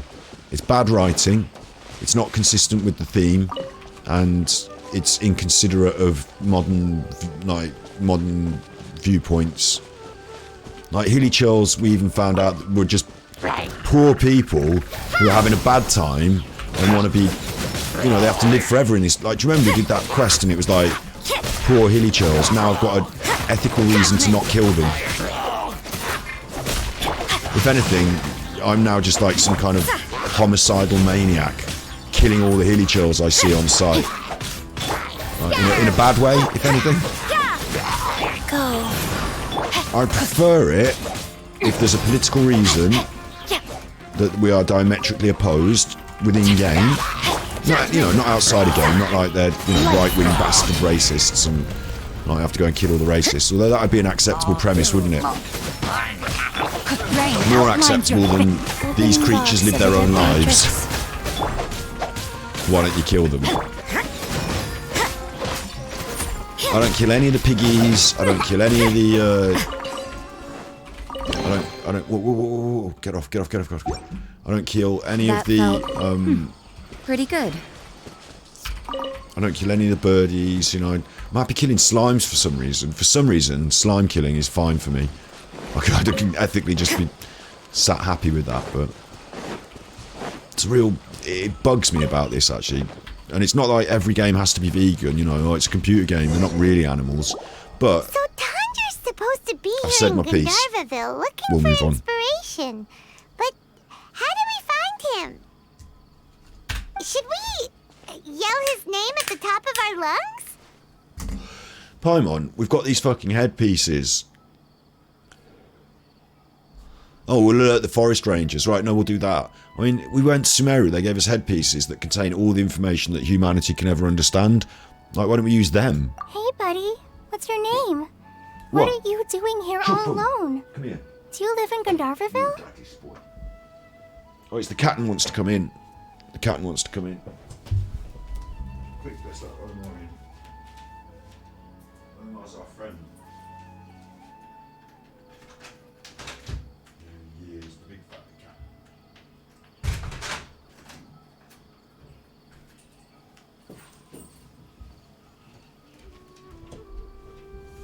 Oosh. Hey buddy, what's your name? Are you here all alone? Do you live in Kandara? Who are you talking to? Regardless, don't worry. As a trainee forest ranger, I'll do everything I can to help you. Is this Collei doing some, like, animal husbandry? Hi, Miss Forest Ranger. I'm Rozzy. Don't mind me. I know the way back to Gandharvaville. What? What is going on? When people say don't mind me, what they really mean is don't worry about me. That's all the more reason not to leave you alone. Sounds like she's got it in hand. Hey, don't cry. What's wrong? Take your time. You can tell me all about it. Like, where am I hearing this from? Huh. That voice sounds familiar. It's Collei. I once heard it somewhere before. It's Collei. Oh, it's Collei! And a child who seems to be upset. Oh, let's go say hi. Go on then. Bit awkward, isn't it? If I go and sort out this child's sad sorrows. But she's already got it in hand. Collei, how have you been? Like, we're going to, like, barge in. Oh, Collei. What have you been doing upsetting this little kid? I didn't upset him. Yeah, well, he looks pretty upset to me, Collei. I've been doing pretty well. Thanks for asking. She's all happy. I'm helping Master Tainari patrol the forest. What brings you here? We're here on an errand. We heard your voice, so we thought we'd come ask you for help. You seem kind of busy, though. You know, you fat cat. What are you doing? You're not going to attack her? 2 cats now. You're not going to attack her? You're going to be nice?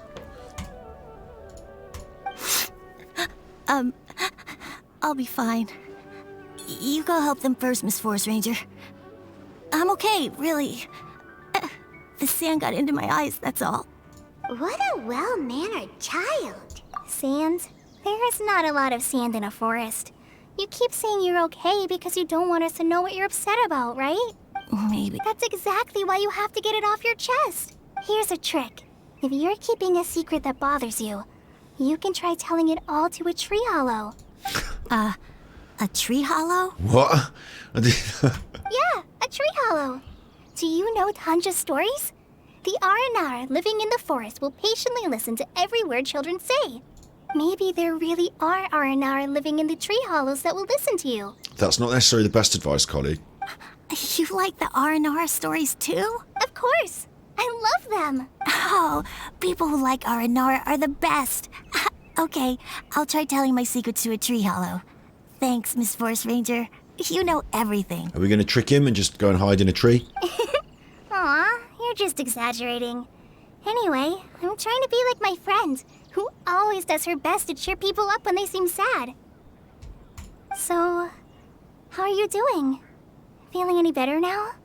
The forest is very dangerous, so how about we stick together? Sure. Wow, Collei's so good with kids. Well done, Collei. Well, helping children who are lost in the rainforest is all part of a forest ranger's duty. So, what was it you wanted help with? You're not lost too, are you? I'm just thinking, as part of this quest, we're going to get a camera, and at the moment, it's quite a lot about kids. I hope we're not taking photos of kids. Dodgy camera quest. No, we just want to go deeper into the forest. I can't remember what we're here for. Akara Crafts. There's some man. We're missing a man. So, you're looking for a children's author from Port Olmos called Tanja. Yes. And he's here in Gandharvaville, looking for inspiration. Collei's on it. We'll go and have a coffee with your boss. We'll go and speak to Tignari. We'll go and have a coffee with your boss. We'll leave Collei to deal with it. She'll come running in. Oh, I found him. And then that's the quest. Wait. When you say Tanja, do you mean the Tanja? That's right, Uncle Tanja. So he's in the area? Looking for inspiration for a new story as we speak?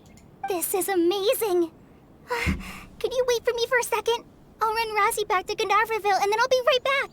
I've always been curious what the man behind those incredible stories is like in person. So the kid's got to go home now. Maybe he's a genius who spends a lot of time in solitary confinement. Maybe he's from a wealthy family. Maybe he's one of Lesser Lord Kusanali's familiars. Tanja's just a normal guy. Even so, he must be more creative than most people. Wait, hold on. Rosie, do you mean you've met Tanja before? Mm-hmm. He's my dad. He's his dad? Your dad? Tanja's your dad? As in you're Tanja's son? Son of Tanja. Uh-huh. Razi, son of Tanja. Ah! Hi, Muncies! That guy at Akara Crafts told us that Tanja brought his son along with him. So he meant Razi. Why are you here on your own, though? Did you and Tanja get separated? We had an argument. I was upset, so I ran off here by myself. Oh, in that case, we should take you back to Gandharville first. Then we'll look for your dad and tell him where you are. No, I'm good. Thanks for your advice, Collei. I'm not so upset anymore. Come with me. I'll take you to him. Yay! Thanks, Razi! Paimon thought we'd be spending the whole day looking for him. Oh my gosh! I can't believe I'm actually gonna meet the Tanja! Oh.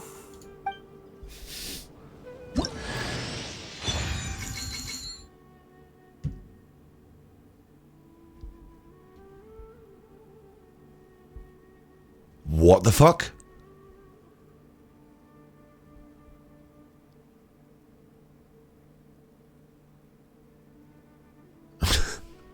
We've got a Collei now. Have I done something wrong? Have I done something wrong? Because, you know, there was this big quest you have to do in order to get Collei. It was like one of the rewards. And I accidentally pressed the skip the thing, just go straight to it thing. And I was like, I don't want to skip the thing and go straight to it. Now all of a sudden I've got Collei. Like, what's going on? She hasn't got proper shoes on, which is a little bit annoying. You can just see down here, toes poking out of her boots. They've cut the ends of her boots off again, like they do with some of them. Now, that's not going to be good for walking around the forest. You're going to get thorns in your toes. You right, big cat? Yeah, so Collei there. She's got one leg up, one leg down on the old socks. We know she's got some sort of scales disease. Can't see any of it. Can see a little bit of thigh.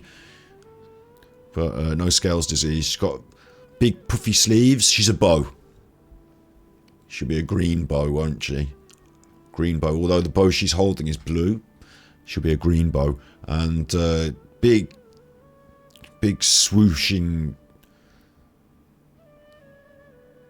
material things like capes that they have whiling around them with big tassels. Obviously the green hair. Quite like green pin in her hair. The shoulder, tassely shoulder mantle, and very violet eyes, contrast nicely with the green. They make you think Electro, but she's not, is she? She's got to be Dendro. She's Dendro, and obviously her special here, a bit like Amber throws out a Go-Go Baron Bunny. We've got Go-Go Shy Guy, Evil Baron Bunny. So Tanja headed this way. I know this place pretty well. Follow me. Like, hang on. Wait.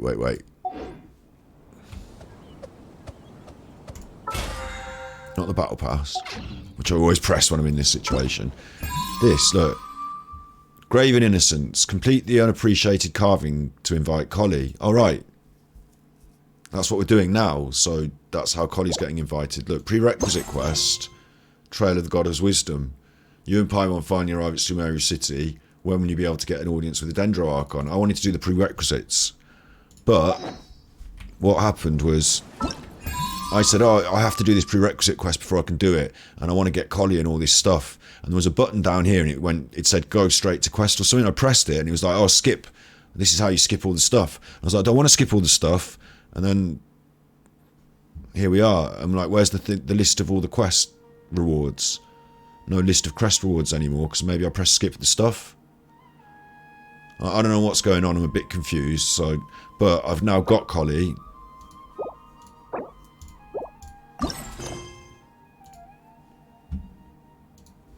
Said complete it, but we didn't complete it. We've just got it now.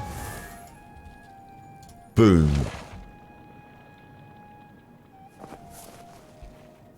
She's got a boomerang on her. She's got a little boomerang. It's making me think I should have saved a load of books, because I've been feeding up all my characters, but maybe I should have saved a load of books in anticipation of getting new characters. Here she is. That Ranger's costume just barely long enough to be acceptable. I suppose she's probably got shorts on under there, hasn't she? But that Ranger's costume doesn't quite seem to come down far enough. And they've cut the toes out of her shoes, so that's going to be dangerous for her. Quite like the orange against the green there. Combined with the violet as well, though, it's a bit like we're getting quite a few colours going now, aren't we? Weapon, rubbish hunter's bow. Her options: sacrificial bow, blue. In amongst all that, you having a laugh? Favonian warbow, again blue. Blue and white, wrong colour scheme. She's warm, that's cool. The stringless does not suit her, does it? Big trumpet thing, flute thing, doesn't suit her. What are we going with? The slingshot like Amber? That's Amber's slingshot that we use. Suits her, at least the colour scheme's right. The raven bow looks alright. These are, of course, fully 5 refined. We have got a messenger. Fully 5 refined as well. Bit peachy. Pinky, a bit cerise. It kind of suits, kind of goes with her eyes. Could use that, I don't really feel like ranking up a naff 3-star bow. Although that suits, the raven bow suits her most of all, doesn't it? With the little feather in it and, you know, looking a bit primitive. Woods Wanderer. Increases damage against opponents affected by Hydro or Pyro, which is not really her, is it? The recurve bow suits her very nicely. Again, feather, green on it, primitive. Defeat an opponent restores HP. She could have that. I'd have to rank it up and level it up, and it's a Chufffing 3-star. All my 4-stars don't suit her. If anything, my other bow characters, the famous Outrider Amber, she's red and these are blue. And it's the same issue with me. Even the Favonius Warbow, which is, you expect it's kind of made for her, just picked out with these blue motifs. It just doesn't suit the way she is. It looks more like that dude with the white suit, Ayaka or someone, or that cold boy. Like, it just doesn't look like it suits her. So she's got the slingshot, which just seems to tie in kind of nicely with her little, whatever that is, on her side, and her little pouch thing there.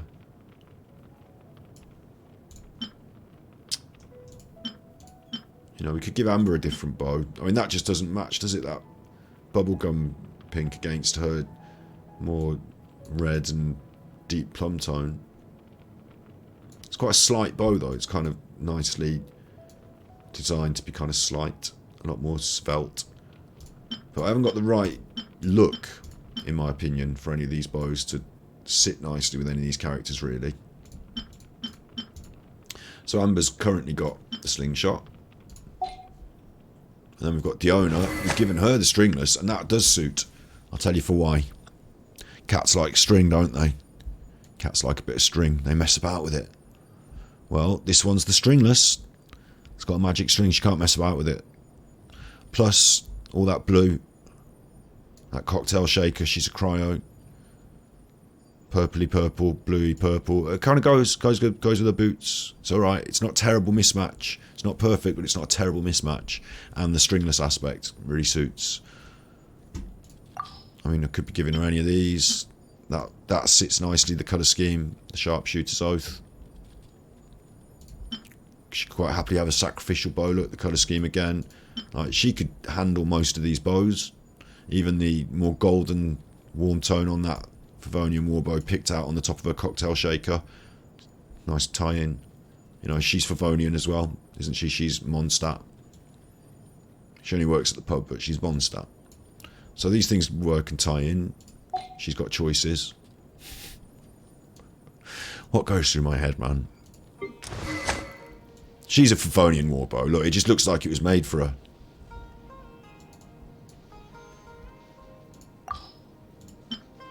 go sacrificial. And again, we could mix and match. So I'm happy with these bows. Even the stringless. Happy with those choices. And then we get Collei. So earthy, so nature, so raw. You know, so uncut. Rough diamond. Now that I've said all this, you can't give it that, can you? Look, I mean, you could just about get away with it. But it's cool tones and blues. So she's going to have one of these. For now, at least, I'm going to have to bite the bullet and accept that if I want Collei to be running in the squad, I can either hand over Amber's current bow, and then she's got a bow, and Amber has to replace hers with something, which, you know, as we saw, we're not happy with. Or we rank up as 3-star bow. And it's a big waste of materials and stuff because it's 3-star and it's never going to be as good as a 4-star. Just never going to be as good. I mean, it gives you HP, that one, which is even more rubbish, but... You know, these are things that I've now got to consider. Not going to roll on a weapon banner, of course. I'm not completely off my box, son. But now we've got a Collei. And I don't know how it really helps, because I haven't got all the books to feed her up. It's great that we've got her. But if we wanted to level her up... I haven't got any books. Been consistently feeding them to my main squad. Getting these chuffers up to 80s, and... I've got 70s of 80s that are on the list. 70s to 80s, that's what's going on at the moment with 1, 2, 3, 4, 5, 6, 7 are on their way to 80. And then we can hit Collei. Or maybe a little bit along the way. But she's going to be a while to get ascended, I'll tell you that. What does she even need? Oh god, she needs new things which I've not got. Like the other characters, at least I've got hundreds of fucking Valberries now. I haven't got any Rukashavarsha mushrooms. So that'll be a grind as well. I'm left in a funny feeling about it. It's great that they just handed her over. Bang, there you go, there's your Collei. Wow. But I can't really use her. Oh.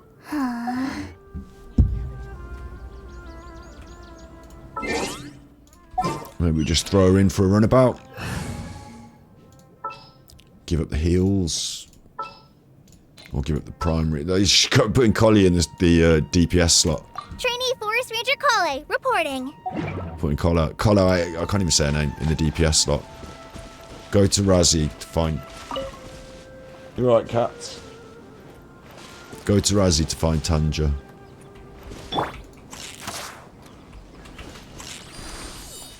And that's a green arrow. I suppose you'll need her for doing a lot of these dendro puzzles, won't you? These green arrow puzzles, maybe. And I've got her, so you know, maybe it's essential that I have her for this part of the quest. And because maybe it's that instead of saying, like, what would have happened before is you can't do this quest because you don't have Collei. Please complete this other quest first. Now it's just like, all right, here's Collei. Now you can do it. Maybe I've done that to it. I don't know. If I have, I'm a bit disappointed that I would have, because I would rather do things in the order and, you know, not have pressed that skip it button, but I accidentally pressed the skip it button.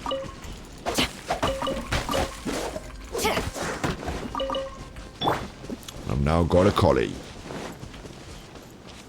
And she's got a green... If I do E, it's got a... looks like a boomerang. Hang on. Is she Zelda? Is she Link? Fellow gambler.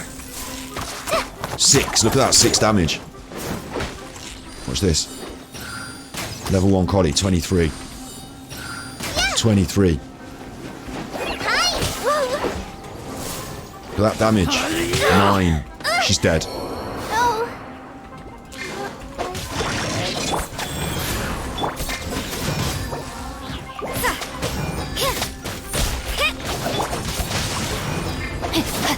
Now you're dead. So, what do you think about that, you big chuffer? You can't run.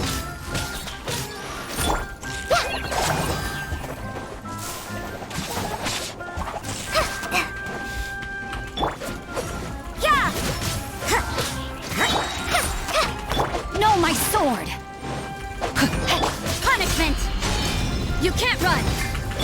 Wheel of life. Wheel of life. There you go, hitting him with the boomerang there. Don't take any shit, does she?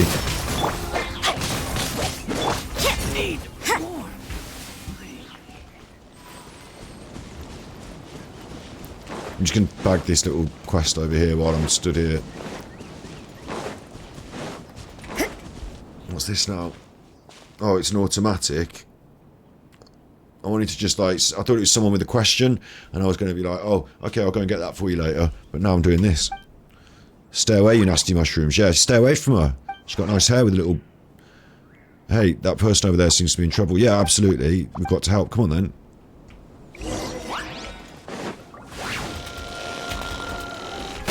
She's got her own axe. Look at her, she's fighting. She's got an axe. Fuck yeah. She's my new favourite person. She's fighting with an axe. Watch, don't hit her. Don't hit her. Rain outlines your fate. Defend her from the mushrooms, look. Orders given. Orders received. Watch your back. Watch your back. There's mushrooms coming in behind you. You could at least defend yourself. From the back. Use that fence to your advantage. Let me weave you a verse. She's stalking them, look. She's going after them. She don't give a shit. She's going after the mushrooms, look.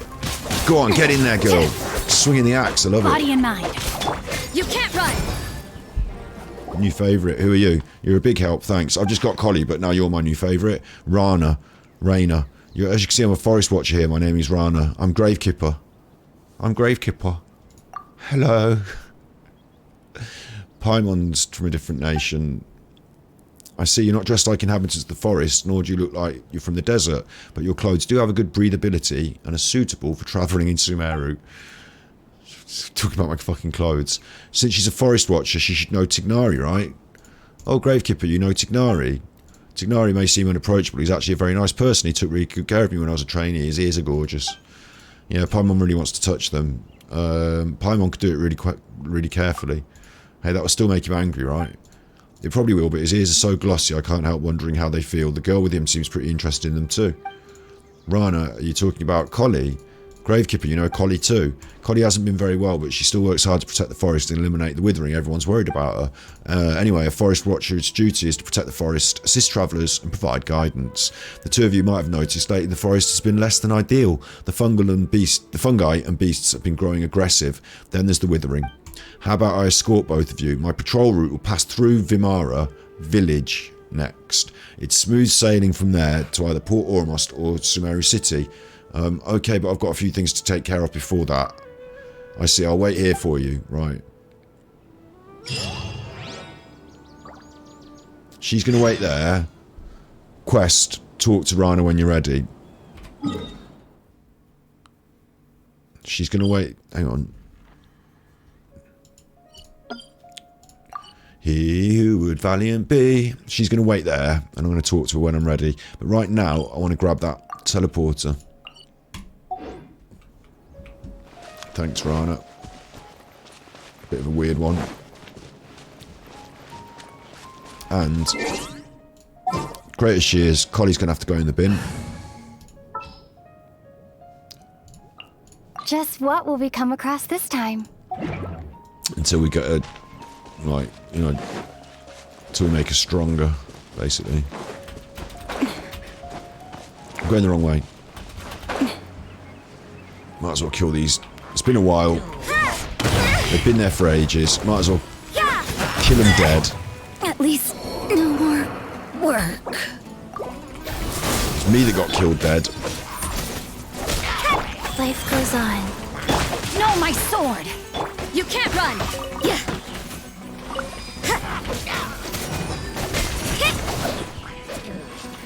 Where are you, Chuffer?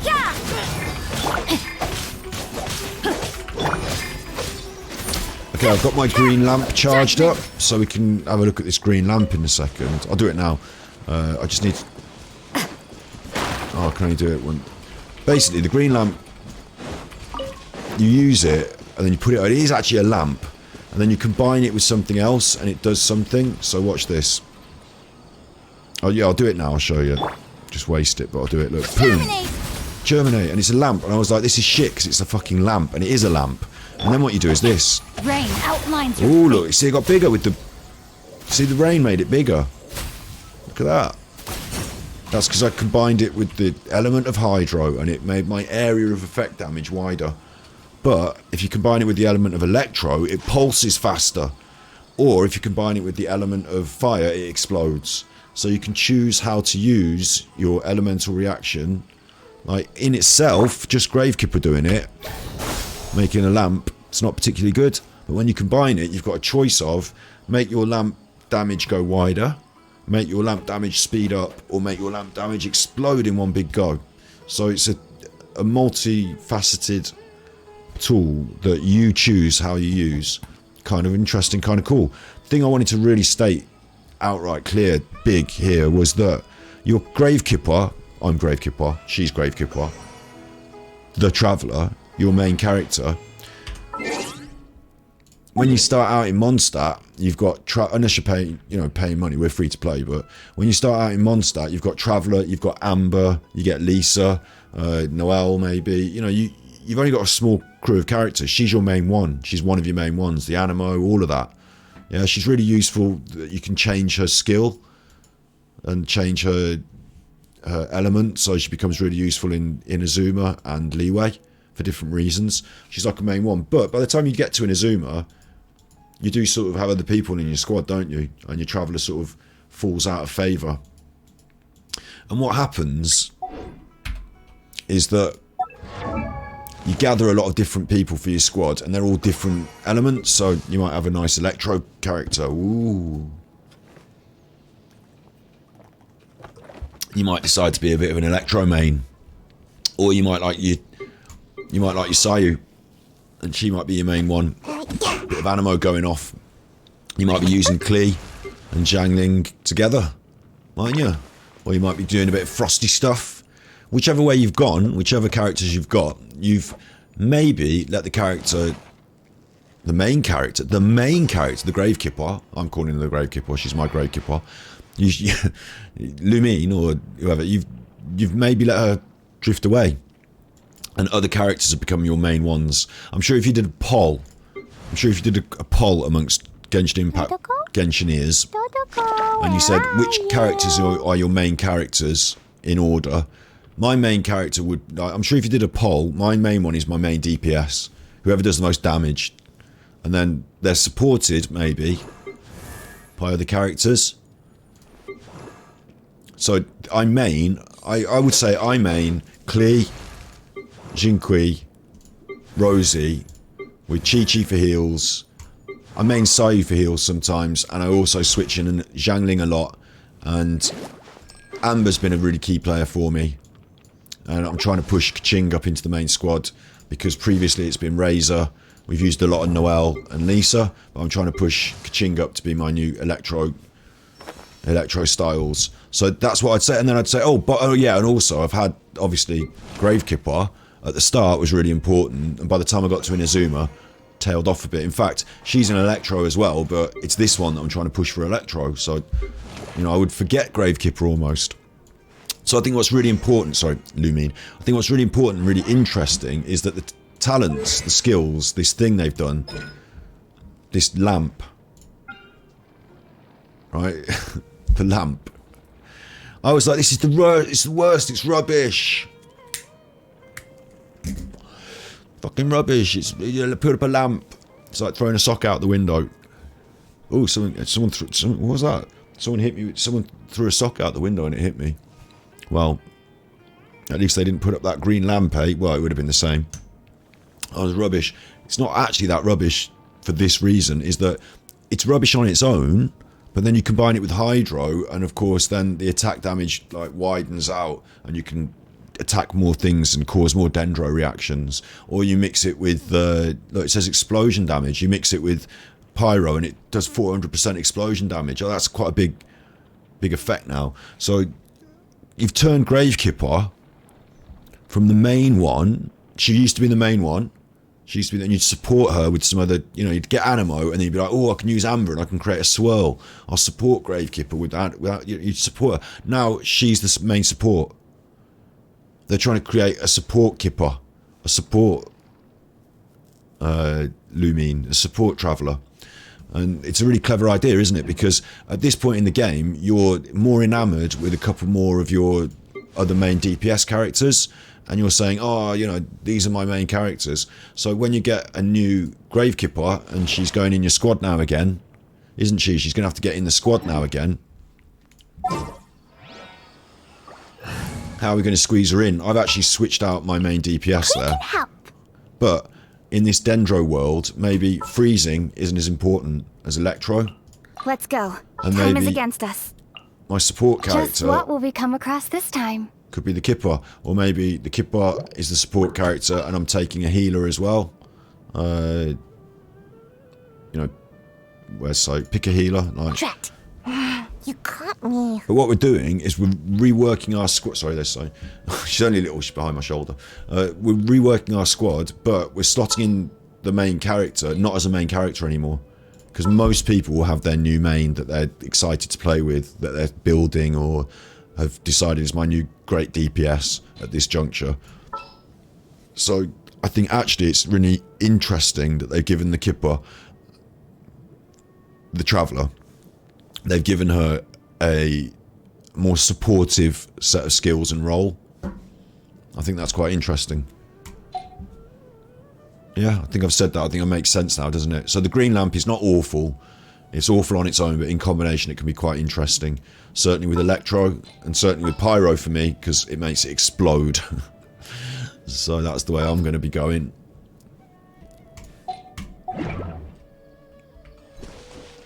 Good talk. Glad we had that little talk. Now I'm going to get up there and I'm going to get myself a new teleporter. Shiny new teleporter. La la la. I put one on order, but it never turned up, so I've had to come shopping all the way to the shops to get it. All the way to the top of the hill.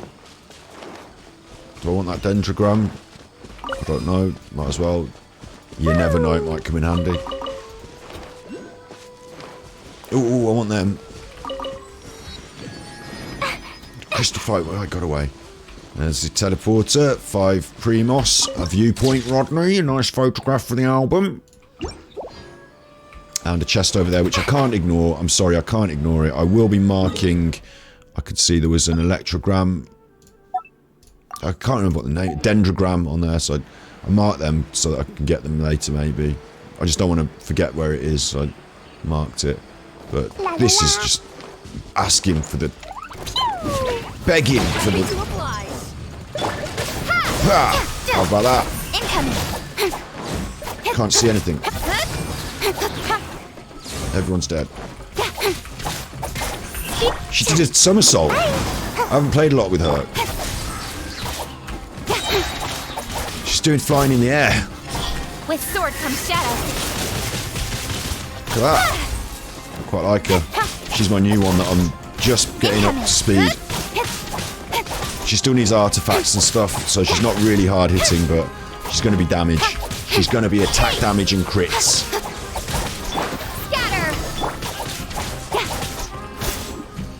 And apparently the Electro and the Dendro go quite nicely together, and they do seem to. But for me it's all about explosions. Still all about the explosions, mate. What's going on?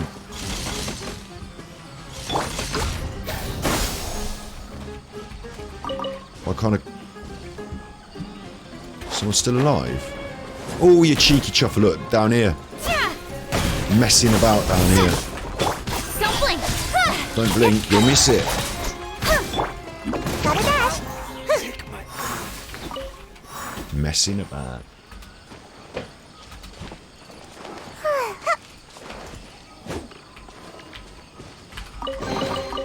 Ooh, what's in here?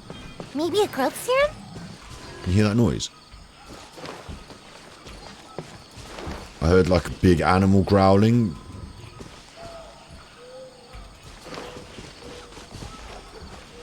I'm about to get attacked by some giant beastie, am I? Could take a pinger over there and fly over there. Someday I'll fly away, and that'll be forever. I'm gonna go and grab that chest as well, because I'm greedy like that. And then we'll get on with what we're supposed to be doing. All these fuckers need their heads kicked in. I've got used to... There's all mossweed in my mouth. I've got used to... Look, they attack me. That frog's not happy, look. If anything, is that frog on their side? An aggressive frog? If anything, they're mean to me. Like, I haven't started this. She's got an axe. I quite like the axe swingers. Axe is my new favourite. Why haven't we got an axe character? Why can't I have an axe? Where's my axe? Nowhere to hide. Nowhere to hide. You've all got spanked now, haven't you? Alright, I'm in the water. Get out the water.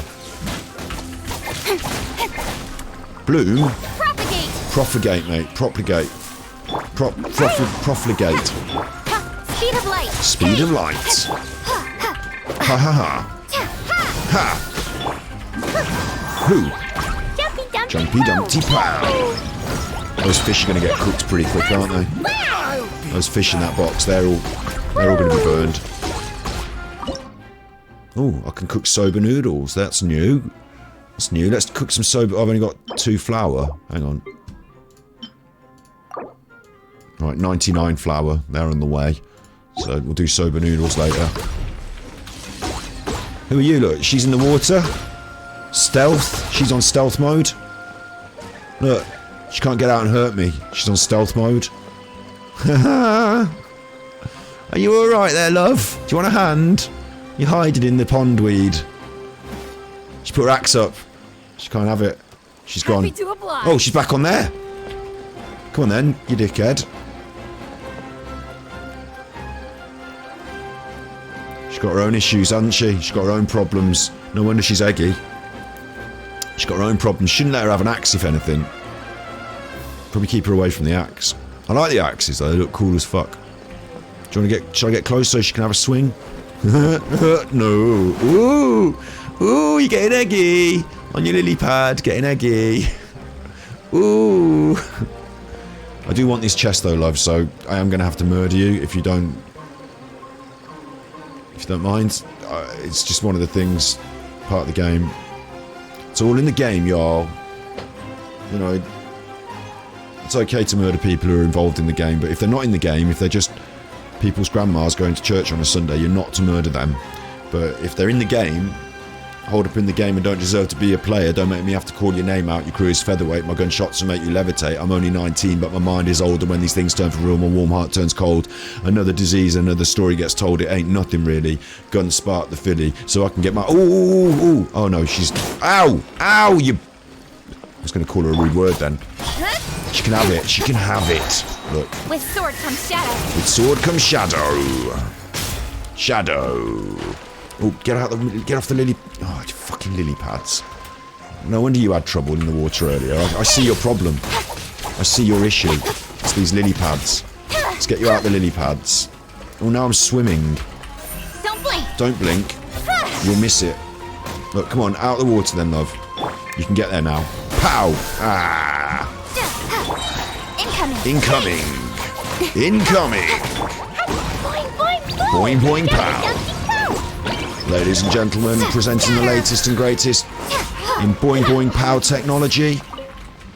It's your favourite Jumpty Dumpty Pow. I'll keep this close. Player, it's clear. Yay, right, I've got some flour now. 200 I ordered. No, right. It's going to take a bit of a while. So we killed them, we took their chest. Standard bit of Sumeru murdering. Feel much like in Sumeru I feel like a massive murderer, I don't know why. I mean I did do a lot of killing in the rest of the game. I will concede that. Hey, it's the creature we saw before, what's going on here? I don't know, it's done a runner. It wants me to follow it maybe? I'm not bothered though, Paimon. There's another chest over there. If anything, I'm on a chest. So to get on with what we're supposed to be doing, but I can't help it. I'm a chest guzzler. That's what I am. A greedy chest guzzler. More classic setup. Something that we recognise from our days as an Amber main. Until Collei sort of took over. Where's the third one? Where's the other one?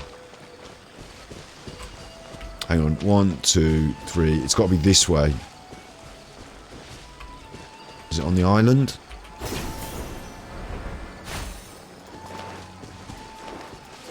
No. Is it on the boat? Possibly.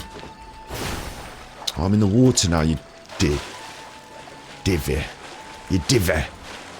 In the water. Is it in the boat? What's this thing? It's this. It's the wrong colour. It's blue. So my only guess that I can take is that. No.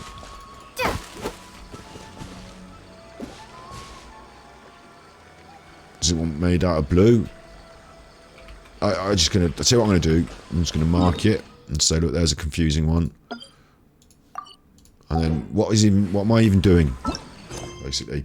The unappreciated carving. The reasons known and unknown. We're arguing over a carving. Navigate. Right, and it's 500 meters that way, which is over here. So I'm just gonna go over there and do what I'm supposed to be doing. Naughty chuffers. You bad chuffers. We've got our lamp charged up though, so I can show you the explosive lamp next time we're in a situation. And it is interesting. The lamp is slightly better than I thought, but what I didn't realise was I was joking when I said it looked like a lamp. But the fact is, it really is a lamp. Oh, this is one of these little puzzlers, so... should I try the puzzler?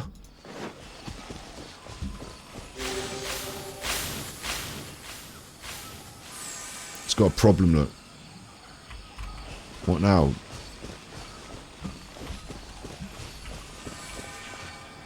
It went away. Why it went away?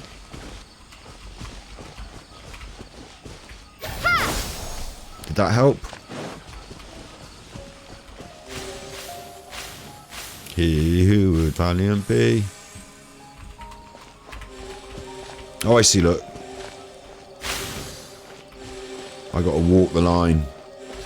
Because you're mine. I'll walk the line. Right, there we go. Oh, cheeky chest. And it turned it into nice flowers. Fly just flew across my vision then. You big bad chuffer. Flies are bad chuffers, as far as I'm concerned. Is this an answer from this world? If you weren't very good in the previous life, you might come back as a bad fly. Crawl through horrible... You know, have to start out life as a maggot, crawl through a load of shit, just to get out and fly around. And then you fly off to the people that you... Oh, that's... My old family, they're the people I love. Where are you, Rosie? Right, hang on, Someone's mate. calling for Rosie over there. Yeah, hang on. You fly over to the people that you love, and you're like, oh, hi, it's me. Like, I've come back to Earth to tell you that everything's, you know, whatever. And then the people that you love are like, oh, disgusting fly. And then they squash you, and you're like, oh. Wasn't very good coming around as a fly. I wish I'd been better in a previous life. Good old karma. Instant karma's gonna get you. Oh, that's a funny idea that John Lennon came up with. Instant karma. Because karma isn't that you do something good and something good happens to you. It's that you live a good life, and then at the end of it, you get judged, and then you come back as something even better if you're good. But if you're naughty, you come back as something bad, worse. So that's karma. It doesn't happen in this life, it happens in the next. So people say, oh, karma's going to get you, or that was karma for you. They don't know what the fuck they're talking about, because that's not how karma works. In fact, it's like, that's instant karma. Like John Lennon suggested in his song, it's like a funny idea that's clever and funny because it's playing on an idea that is not like that. So just bear that in mind for future reference. I'll tell you about passive-aggressive another time. Passive-aggressive is not, right? I saw this video the other day, and it was a really good video, and I really respect the people who made it, so I don't want to diss them, so I'm just going to not tell you what video it is and just tell you the only bit that I was cross with. They had a sign saying, like, don't do this, or I have to do something passive-aggressive, like leaving a sign, telling you not, like leaving your sign saying how bad you are. And like the actual act of drawing out a sign and posting it up, that is actually aggressive. It's actually actively doing something. Passive-aggressive would be to know that somebody was going to bang their head if you didn't put a sign up, and you don't bother to put the sign up, and you watch them just bang their head, and you think, I could have fixed that, but I didn't do anything, and it caused them problems, like hurty problems that I could see coming. That's an act of aggression. I almost created their...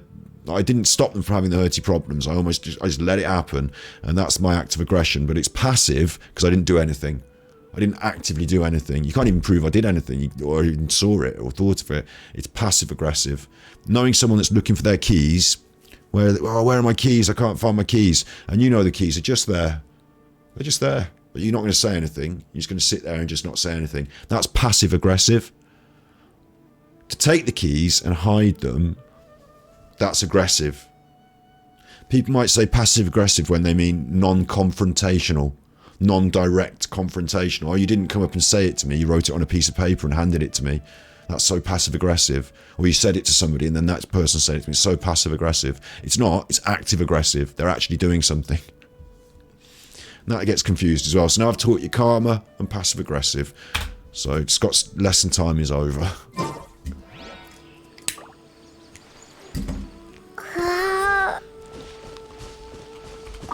At least that's my understanding. I might be wrong. Not really likely to be wrong. Not likely to be wrong. Might be wrong. Not likely to be wrong. What are you doing over here? What are you doing? Oh, is this the fellow with the book?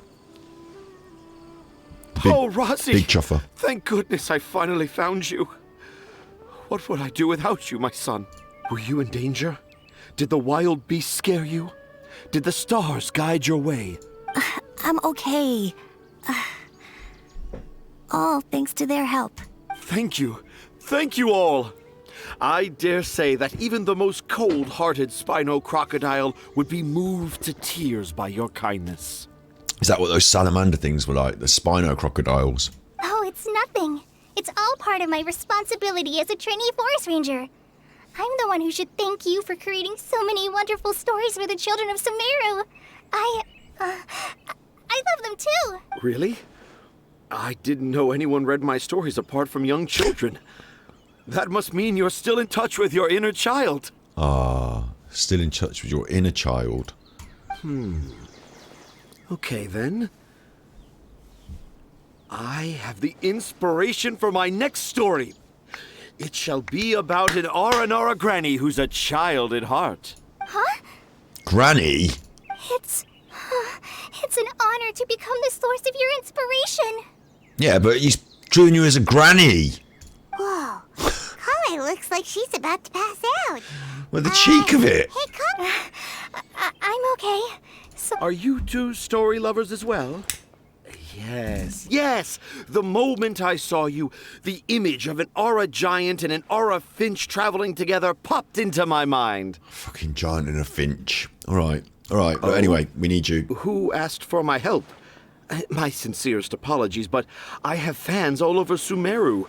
Trying to remember every last one is like trying to identify each grain of sand in the desert. Listen, mate, I do all the talking on this stream. If we're going to do loads of talking, I do all the talking, so I want you to whip through your bit, and I need you for two fellas making a jelly bean man, something to do with that, something in wood. And I think I get a camera, so can we just get to the cut to the chase? Seems like Tanja has a slightly exaggerated view of what it means to be a children's author. Also, Paimon's not a finch. That's nothing to get excited about. Let's put the jokes aside and get down to business. You tell Tanja about the situation at Arcana Crafts. He's having a think. Arcana Crafts. Oh, right. I remember now.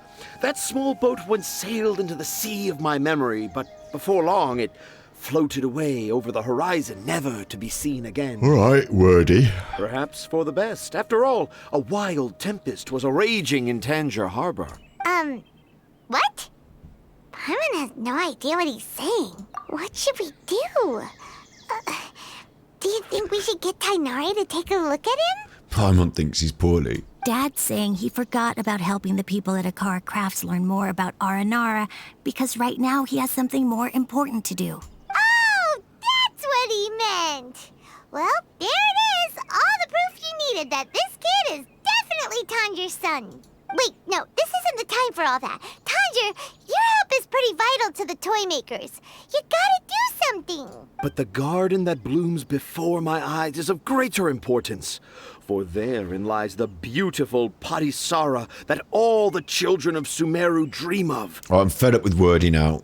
I, Tanger, have found evidence of Aranara activity right here in the Avidia forest, conclusively proving that Aranara not only exists in stories, but in real life too. So get this, we'll take a photo of it with our camera. How about that? Can you direct me exactly where to go right now? Or do I have to listen to 20 minutes more of your chat? If I manage to document the first real-life Aranara sighting, the petty problems that perplex Akara Crafts will be untangled in no time. Your chat. Meanwhile, I may well be able to leverage this to assume leadership of the academia. Then all across Sumeru will know of the great Tanger living in humble Port Ormos. That went a bit weird. I haven't written any papers myself, but I think you need to have a bunch of them approved by the review board before entering the academia. You also need a detailed and objective experiment record.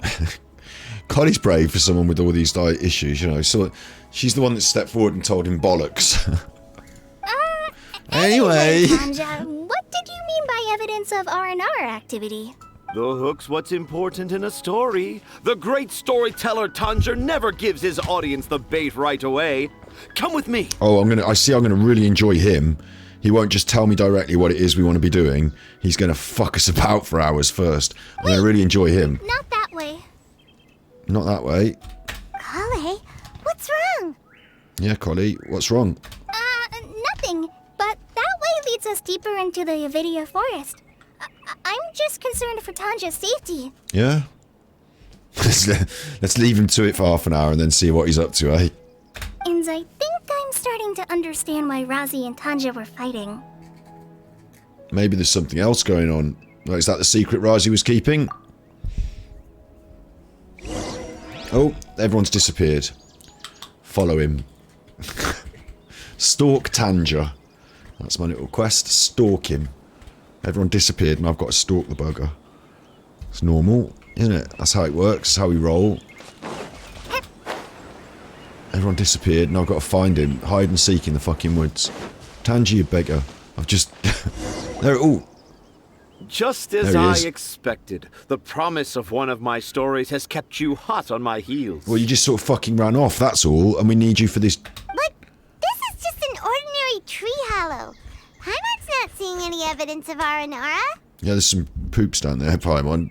Have a look at the poops. Ooh! And then you push it, it's like, you know, you look really close up, you can see that they are Aranara poops. How? You got to look really close up, Paimon, and as she goes to take a real close-up look, you push her face and she gets poop on her face. You can deceive the eyes, but you can't deceive the heart. I thought he was going to say the nose then. Look with your then. heart and you too will understand. Look with your heart and you'll understand. You give love a big hand. Paimon's not sure what look with your heart means, but anyway, let's start by investigating the area around this tree hollow. Yeah, let's do that, Paimon. We'll do that. We're going to investigate the area around. Look at Collei. Look at Collei. Collei, she's having a little moment to herself. She's got her hands behind her back. She's just sort of wistfully rocking back and forth. Little moment to herself. Look at her. I bet I could bite her whole head off. Chomp! She's having a little wistful moment to herself. The music's picking up again. Oh, that's what I was going to say earlier. I was going to try and find that earlier. I need to go for a quick bathroom break, so let's see if I can find it before I do a bathroom break. So we're doing music today in the UK, and I don't know if this is the right or wrong, but UK Indian restaurant music. I feel like there's like a greatest hits of, like, you know, background music for an Indian restaurant.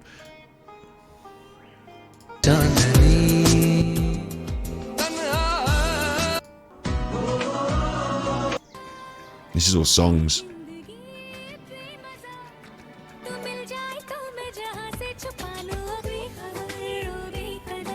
It's not quite like that. It's more instrumentals.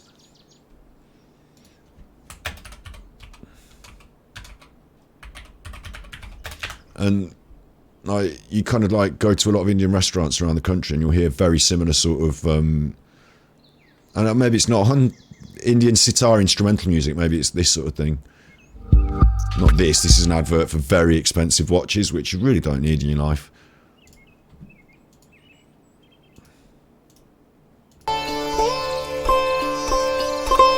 You know, this sort of sitar sound, and it can be really cool. You know, I'm not dissing it, but what I do think is that it becomes almost like a sort of 80s trope of Indian restaurants to have this sort of like ethnic sitar sound in the background, so it becomes cheap sounding after you've heard it a million times when you're picking up your curry.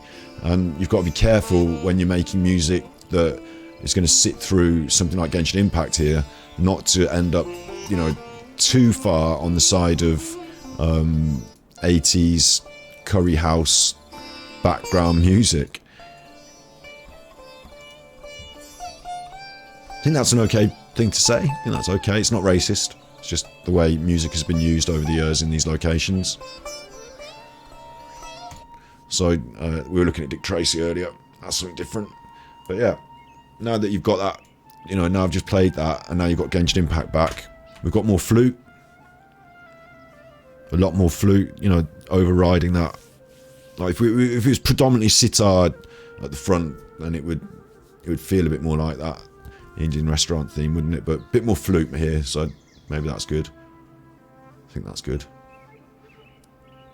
Yeah, I think we're good. I'm just going to take a quick bathroom break. I'll just be 2 seconds, and then we'll get on with finding out what's going on with these little chuffers.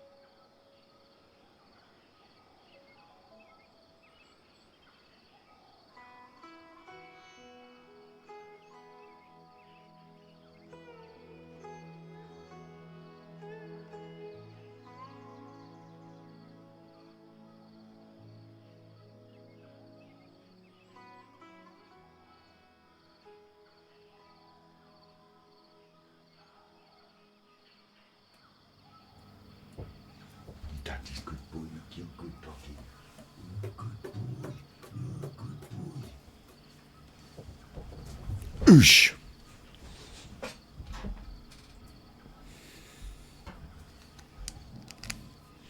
Okay. Okie dokie. Look with your heart. That fly's going to want to chuff off, but they're really attracted by these big lights that I got. They're not big, but they're bright, you know, brighter lights.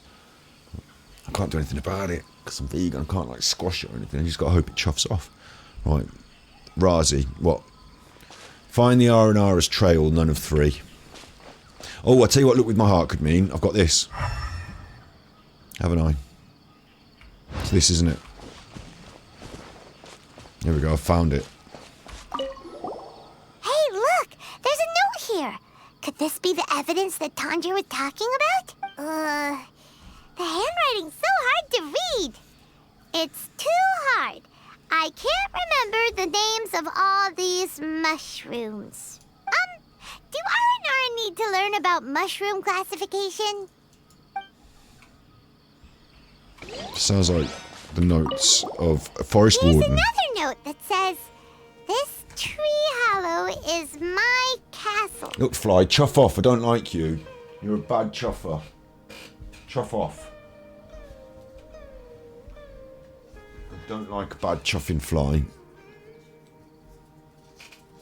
This is not the room for you, you bad chuffer. That sounds more like something an R&R from the stories would say.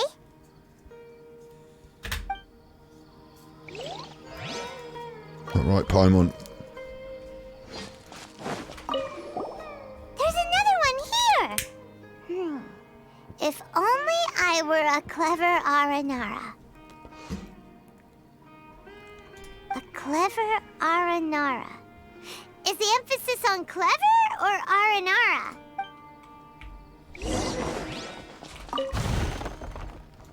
Free money.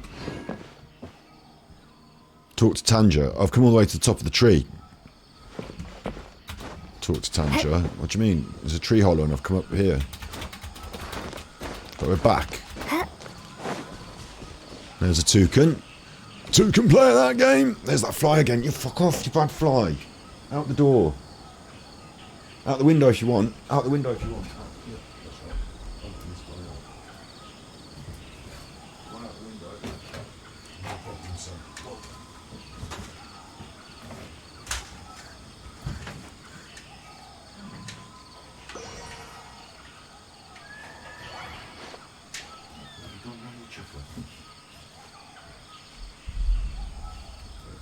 Oosh.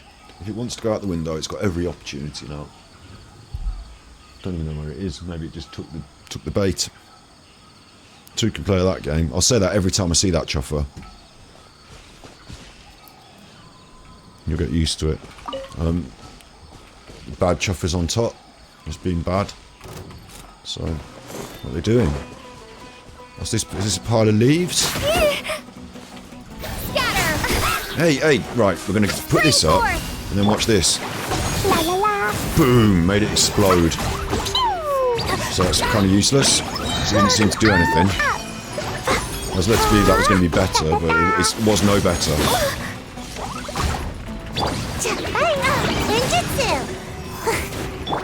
Speed of light, That's to the cool. chase. Where are they even? Come up and have your heads kicked in. Incoming. Don't fall off.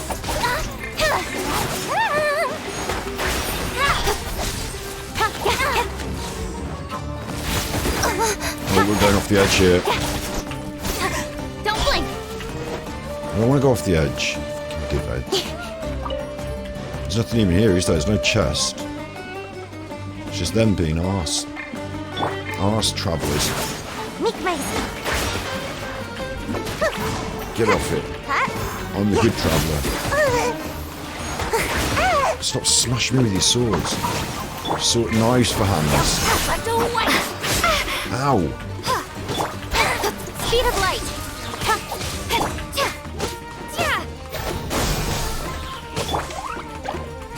Dumpy, dumpy, go. Go on, Jake. Yeah. Right, that's dead. One dead. Looking for the other one now.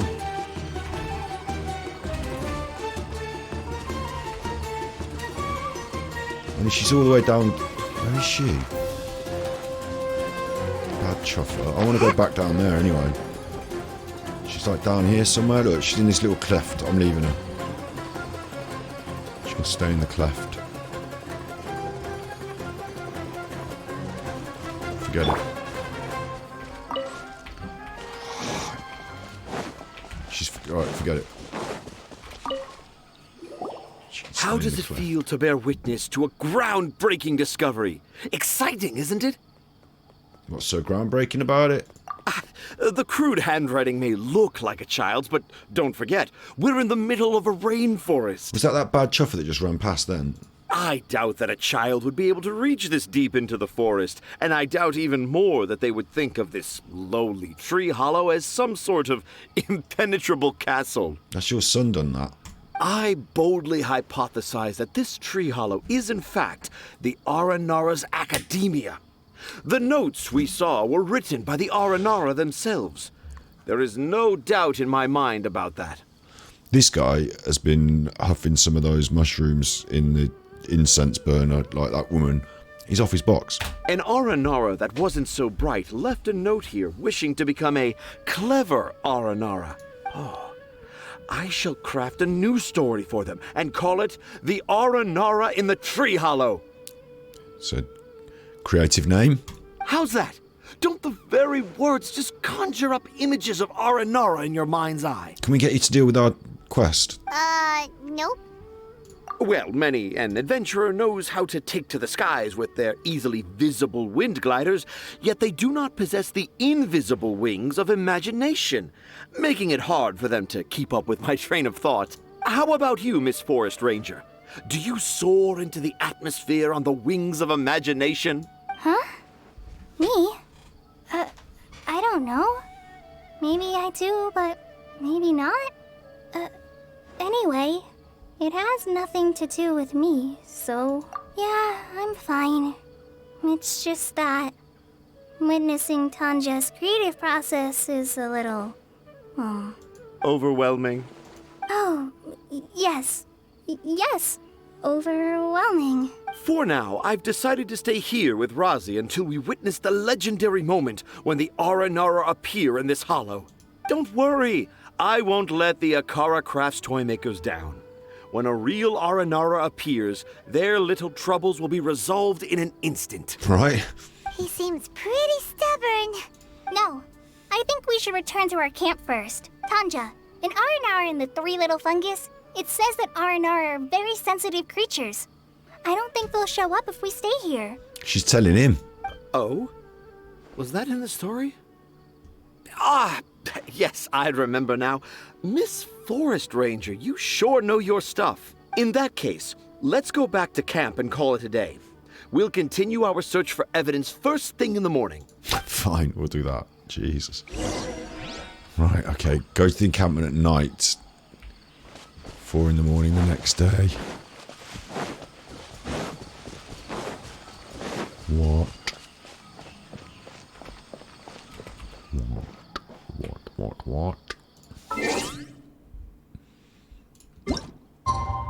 Tell you what though, as we're going to be skipping some time,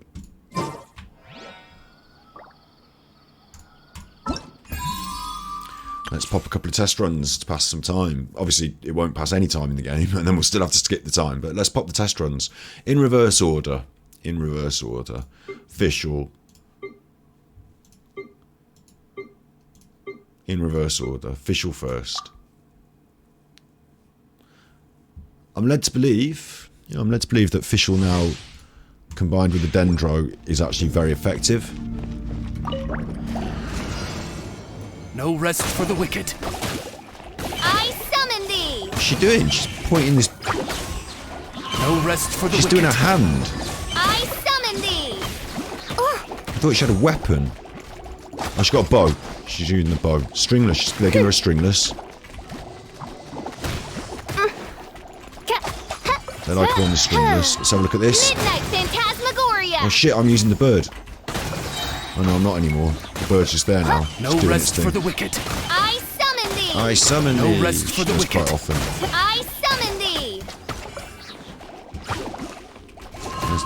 Midnight bird. Phantasmagoria.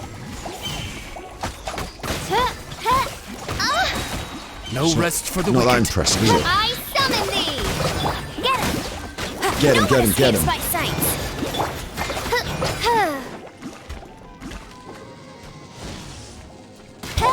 There you go. Challenge complete. I summon the exit. So you get her for free. No animation. When she did a special, the bird, you could control the bird for a minute. Like she turned into the bird and then you put the bird where you wanted it. Yeah. What about this? Next in line. Katzlien Cocktail. We've already got Diona, so we know what she's about, but let's see her in the trial. Get him, get him, get him. Pow.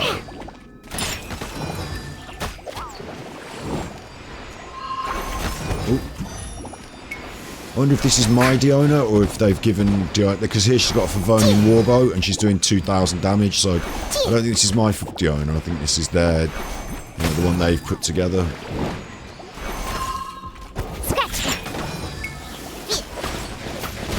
I'm here. I'm here. 9 to defeat, so it's going to take a while with her, isn't it, look? We'll have to get a special going. He wants us to use Kaya as well, which I'm not going to do, so the only other character it's given us is Lisa. You've been a naughty boy. Yep. So we're going to have to pop some Lisas, Electros, and then... This is the trial character, I mean... Not that impressive, is it, really, what's going on here? I'm a rock. Can't handle your drink. There she goes, there's our special. Bit of area of effect damage. Got me that too. You're in for a little shock. Just finish him off with Lisa. If anything, from this trial I've learned that Diona's basically rubbish. That's what I've learned.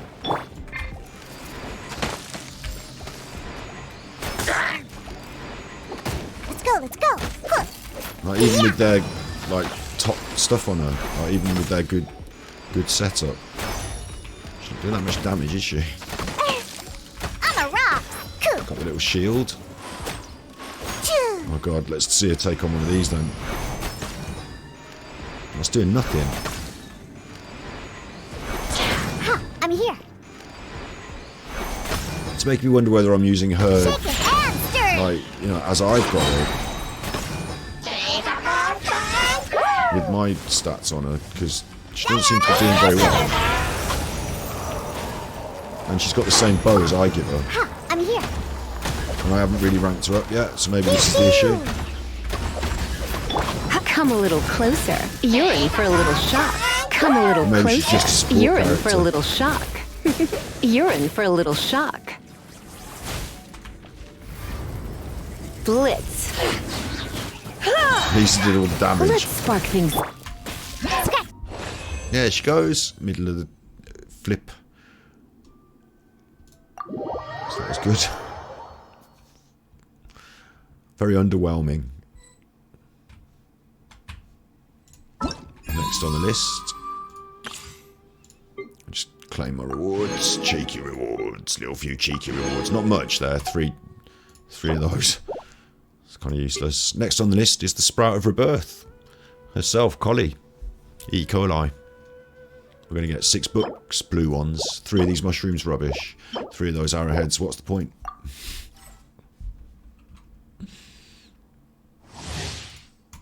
They've paired her up with Jiangling, Lisa and Barbara. There we go. Oh, that was 3k on the dendrite. Let's have the boomerang out. Look at it smashing through them, doing good damage. Lovely stuff. So she's a DPS maybe. That 9k. Come a little closer. You're in for a little shock. Have we got on Jiangling, get the fire out. Barbara, get the wet. And then everyone's specials charged, so we might as well pop them. Bloody hell, look. Annihilating them. Try not to enjoy this too much. Nice and spicy. Pull it in, help! Look at this. Don't touch me!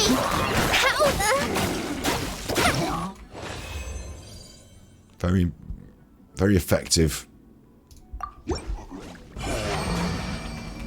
That very effective.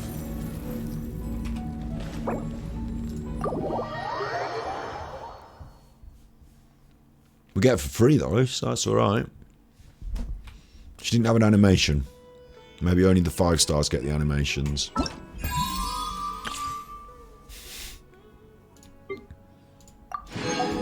Zhongli, we've messed about with him before, but this is his little test run, 3 primos. I'm not going to be rolling for Zhongli. I'm going to be saving for Rukavukavukata. You know what Zhongli does? He fucking... Push! Smush! Shield maker. Life taker. Contract maker. No, breaker. Contract breaker. Ah, no, he doesn't break contracts. He's known for not doing that, if anything. Stabilize. Dodge this. Oh, Kaya, no thanks. No thanks. Lisa. You're in for a little shock. Come a little closer. So again, they're sort of putting Zhongli in as support. Order guide you. But you can do that, can't he? So it's not really like support, is it? I'd forgotten about that, to be honest. That's one of the coolest animations and effects that you get in the game. Just destroying people with a huge meteorite in the sky. Want to see it again? This is order. Solidify. Didn't do anything to this mage though, did it?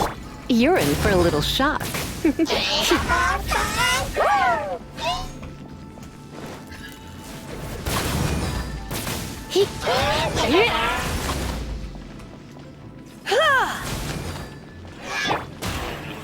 Stabilize. Stabilize.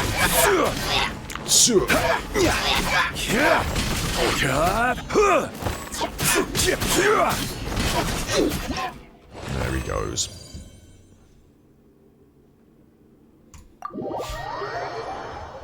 Three primos, pretty impressive. Not going to be rolling on him. And then the final one is Tignari. I haven't seen any of Tignari, so I don't even know if he's a bow or what. Collei's the bow, so I'm a bit surprised that Collei's the bow. I'm wondering to myself, just by the look of him, could he be a sword like Gravekipper? Could he be a small sword? I had him down for like agility. That's why I thought bow is. I had him down for agility. Forest Ranger. Forest Ranger. You never know, they could throw a polearm on him. They throw a polearm on some of them, don't they? I'm just unawares at the moment, so I'm about to press the button and find out. They've teamed in with Collei, Collei, Lisa, and Noelle. We know that Collei can be a bit of a DPS. I don't know what she does. I don't know if it's helping heal or I don't know if she's supposed to be a healer, but she can fucking smash out the damage. Her and Lisa put up their specials together and everything's dead. So what's Tignari going to be? Is he going to be DPS? We've got Noelle on as healer shields. So is he going to be DPS? Oh look, he is bow. There we go. I thought he was going to be bow. So we've got 2 bow characters, 2 green bows. That's weird, isn't it? I suppose what they've done in some of the puzzles apparently is you need a green bow. So I think what they've done is they've just said, look, some people are going to get the 5-star green bow and others are going to get a 4-star green bow. But you need a green bow. Got 2 of the buggers. Here we go then. Don't come after me with your... Look at that, 6k. 8k. That's bigger numbers than any of my characters have ever done on anything. On his own. With his bow. So he ain't messing around, is he? Look. Everything.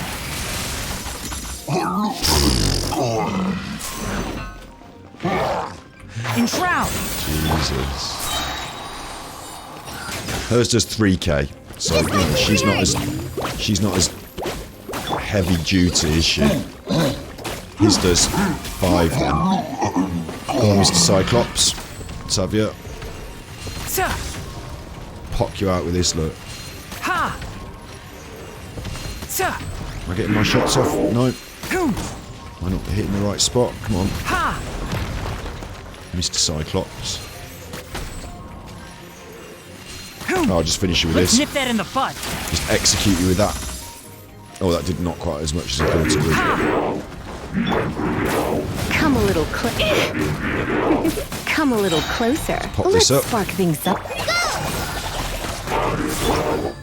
And that's them dead. Very powerful. Like, you got that big animation with the bow, which is kind of cool. It wasn't the coolest one I've ever seen, but very powerful. I'm sure if you build him right, you know, I thought Collei is DPS, but like 8Ks. I know someone was telling me in chat yesterday, it was might have been Raiden Impact that was saying that, like, I'm a free-to-play player, and I think that, like, you know, 8K, 10K is good damage, but Raiden Impact was saying that people who maybe pay a bit of money can get up to, like, you know, 100K with some of the characters. Like Raiden Shogun can do some silly numbers, and that is cool and everything, but I'm kind of happy at the levels where I don't need to do stupid numbers, because then it's like, you know, I just eliminate, like, and you saw then when I eliminated that bad guy with that guy, like, just deleting things all over the map is fun for a bit, but then it wears thing pretty quick. Having a bit of challenge is more fun to me, but they were the test runs, and that was close. But I've got Collei now, and I'm actually really pleased we got her, because she looked quite cool as well. But that was close to tempting me on a roll, but not really, not really. And especially because, although I've already got the owner and she's going to be a member of our little squad, she's going to be the first one to get cut when we get the next new little one, because she's just not popping for me in terms of damage, in terms of, you know, utility. She's just not popping. And the Princess Dever returning. I was pleased to see that when you press E, she does this, which is my favourite move of hers. But Electro Bird flying around, you know, don't need any more stars on your constellation. I've already got you. Yeah, fine. We're not rolling on these. Talking of rolling though, 1, 2, 3, 4 primos. That's 12,344 primos. We're stacking towards the figures we need to be. We can hit pity. At this, we can hit pity and hit the 50-50. So a banner comes up we want, we can hit the 50-50. It's a 50-50. So I need to double that number before we are sure of getting what we want.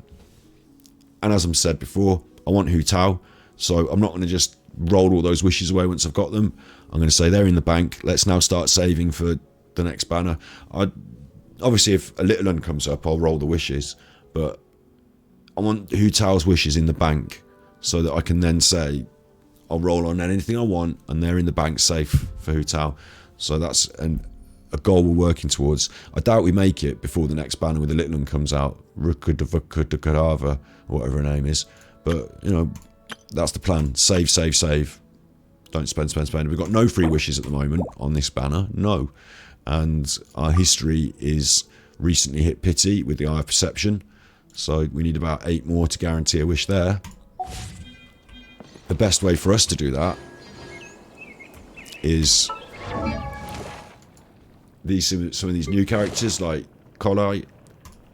We haven't got any books for her, but when we level her up, we'll get a couple of free wishes out of leveling her up. Look, first ascension, free wish. Third ascension, free wish. And we can do that with Benny and Tom are there waiting for their third ascensions. And Shikakan Huzunonen official. Like, so we've got a few free wishes in the bank there, essentially, when we come to rank them up. So I'm happy with all that. We've just got a new character, I'm happy with that. You know, if anything, I need books, I need story quests, I need side quests. That's what we're doing now. Look, we're going to get some books. Not many books. Going to get a special camera. And after that, I've got Archon quests, main quest. That's fine, Sumeru, we're going to get to it. But I've also got some Inazuma tidying up to do. And these are story quests. And I've got some Inazuma tidying up to do in the way of world quests. So on and off we'll be popping back to Inazuma and picking up books, picking up primos, and in the chasm. Right now we're just waiting it out for our next... I might use the automatic waiter, the automatic time mover. Hey, might as well use the automatic time mover. Actually, we can give Collei some of these blue books, can't we? Because they'll work for her. Because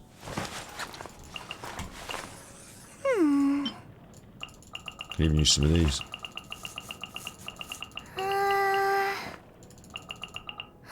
Is 10 the max? Or is it 20, isn't it? Let's give it that. And let's try and push to 20.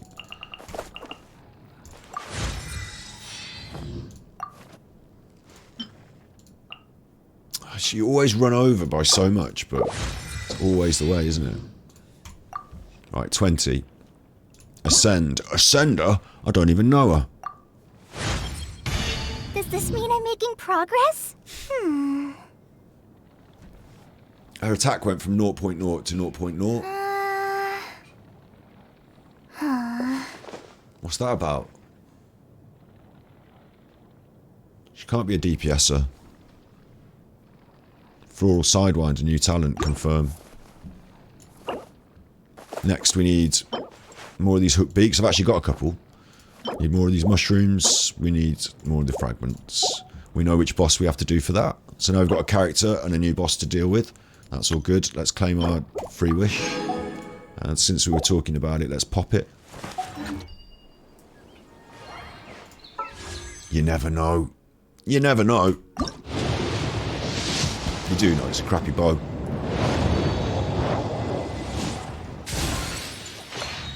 Crappy orb. Is it 4 o'clock in the morning yet? No, not yet. Alright then, fine. I'll use the magic time moving device. I don't like to. I like to just wait around, but...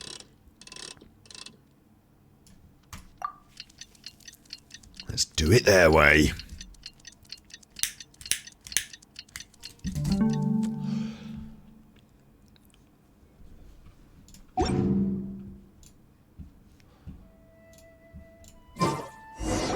Magic.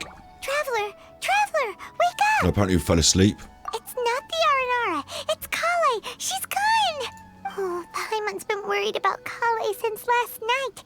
Even though she kept telling us she was okay after we saw the evidence of Aranara activity, she's been acting kind of strange. Anyway, let's go find her. She told that boy to go and whisper into the tree hollow, and he went to the tree hollow, and that's his notes, isn't it? And his thoughts whispering into the tree hollow, and she knows about it, so she's like mixed up in it somehow, and she would rather his dad worked it out with him, but actually like she's like Santa Claus trying to work things out between this boy and his dad or some shit. Hey, look! Aren't these Collei's footprints? But why are they headed towards the tree hollow?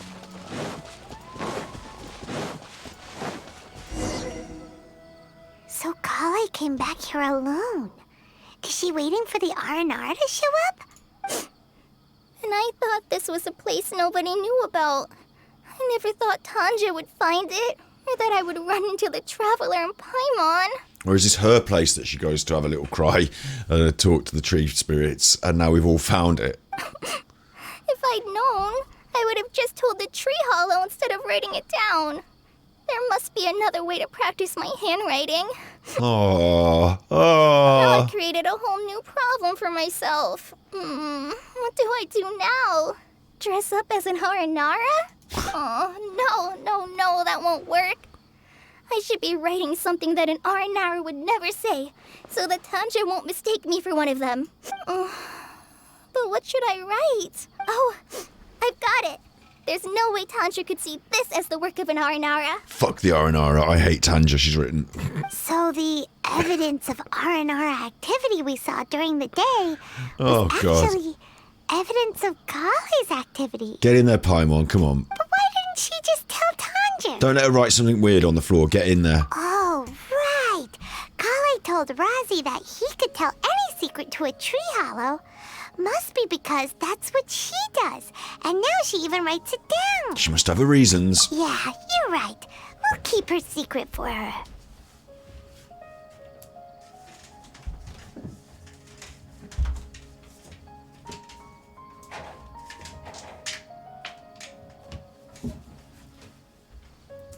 Oosh, we'll keep a secret. Oh, looks like she's almost done writing. Let's We'll head keep a back. secret. The next morning, we're excitedly going to see if Santa Claus has visited the tree hollow, and no, he fucking hasn't. What's he written in the ground? Like something no R&R would ever write, which is going to be something like, you know, aggressive and sexual or something. I don't know. Like, There's a new note, just as I expected. Yeah, I'm really worried about what it's going to say, though. So let's see. Yes, it's the same handwriting, which means it must have been written by the same R&R. Let's see what it says. Ooh, what could it be? What could it be? I want to visit Mondstadt during the Ludi Harpastum again? No, that's impossible. This must be some kind of mistake. How could an R&R go to Mondstadt for the Ludi Harpastum? Weird. Collei's happy with herself, although are we going to bust her now? Even I would never write that into a fairy tale. Hasn't she been to Mondstadt for the Ludi Harpastum? In other words, the notes can't have been left by an R&R. Yeah. If you ask me, they were probably left by a passing merchant from Mondstadt or something. Definitely not an R&R. Okay, we'll buy that. No, I refuse to believe it. He's fallen into... He's very cross. I can't. Please help our crafts. I can't. What do you mean you can't? It's not like it'll take you a huge amount of effort. You've written so many stories beloved by the children. I'm sure you can help create carvings that are just as successful. I believe in you. No! I can't do it. Oh, God, we've done all this for you, and you've done... I thought that if I could find an R&R, I'd be able to help Akara Crafts, but it was someone from Mondstadt all along. But you've managed to write all those stories without ever having seen a real R&R, right? What makes this so different? Well, we've actually seen one. Rosie, you tell them. What? Really?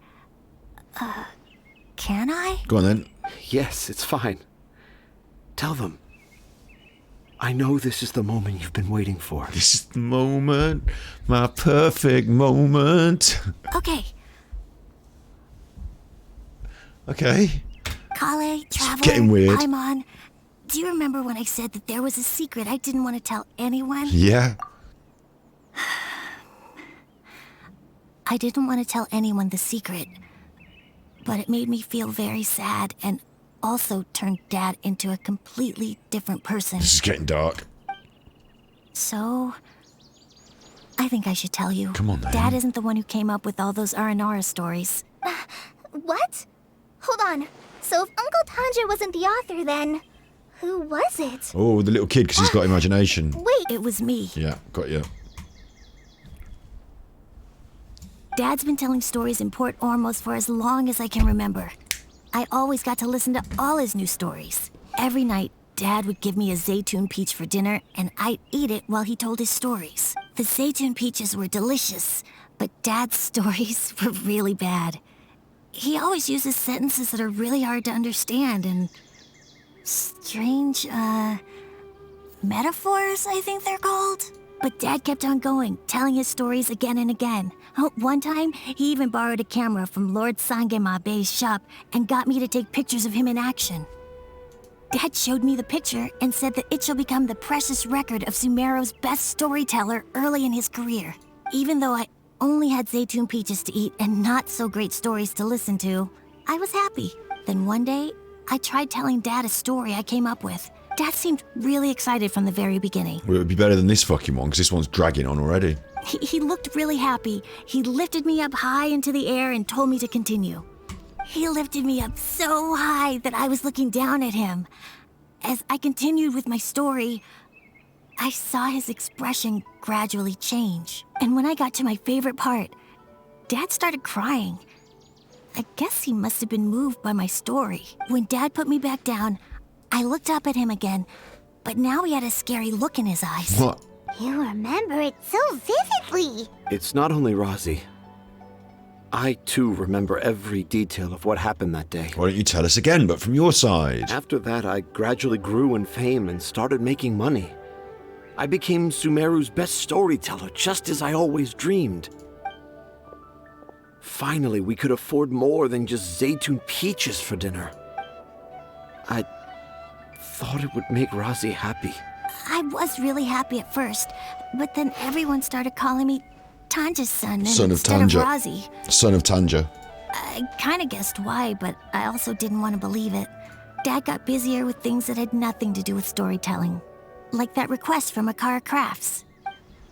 So I made up my mind that this time, I just want to be good old Rozzy so that Dad will become good old Dad again.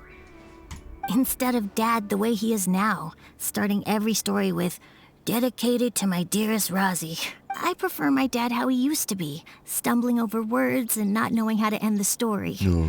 That's why I decided to keep how I imagine Aranara to look like a secret. Wait, Paimon gets it now. To sum up, all of Uncle Tanja's fairy tales were actually stories written by Rozzy. Thank you for the summary, Paimon. And because Rozzy didn't want Tanja to keep living a lie, he refused to help him with the Kara Crafts commission. Can we get on with it then? Yes. That's why I tried looking for possible evidence of Aranara. I'm a terrible father. I'm sorry, Razzie. I'm so sorry. Good one. And I owe you all an apology, too, for wasting your time. Rozzie's the only one who can help Akara Crafts. If you can manage to persuade him, that is. Right now, I think I just want to find a tree hollow and be quiet for a while. Are we gonna let this happen? Yes, let's get on with it. You want me to help Akara Crafts with their carving? Come on. Well, I did mention what the Aranara look like in my stories, but to make a carving, we might need more details. Oh, Christ. Are we not finished? Collei, Traveler, and Paimon, I might need your help on this one. What we're going to do, dress you up like a fucking Aranari and take a photo of you? We've got to go and find one in the woods and take a photo I've of never it. really left Port Ormos before. This is my first time in Gandharvaville. Well, it's my first time being so far from home. Like, we're already up to nearly 3 hours on this quest now. Sumeru is so much bigger than I thought. Seeing new places has given me loads of new ideas for my Aranara stories. So I want to visit more places in Sumeru. That way, I can help Akara Crafts create an Aranara carving that everyone will love. You're still talking? And I also want to take pictures of Dad everywhere that we travel to. You still want me to come with you? Yeah, of course. Come on, you're the best dad ever. Hurry up then. This is the happiest Rozzy has sounded since we met him. I want to thank you, Collei. Huh? Me? I didn't do anything to help. You told me about telling my secrets to a tree hollow. Even though I didn't have the time to find a tree hollow, telling everyone my secret made me feel so much better. Yeah. It's hard to keep too many secrets. I made a lot of mistakes back in Mondstadt. But when I look back on them, it all feels more like a new beginning. I'm sure this experience will be the same for Tanja. Yes. I'll do my best to become a good father again. Wait. Did you just say you've been to Mondstadt? Uh-oh. Uh-oh. I just passed by once. Never mind that. Come on now. Akara Crafts is waiting for us. Let's go, Rozzy. Grab that camera and see what hidden inspiration you can discover along the way. Okay, let's go. Come on, Dad. If we've got to go around running around and running around Rozzy, taking slow photos. down and watch your step. Hopefully he's just going to, be there and we just like disappear and be there. Everyone's in good spirits.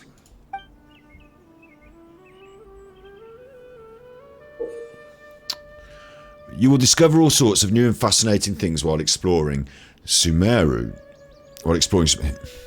You will discover all sorts of new and fascinating things while exploring Sumeru, so why not use an exquisitely crafted camera to record them down?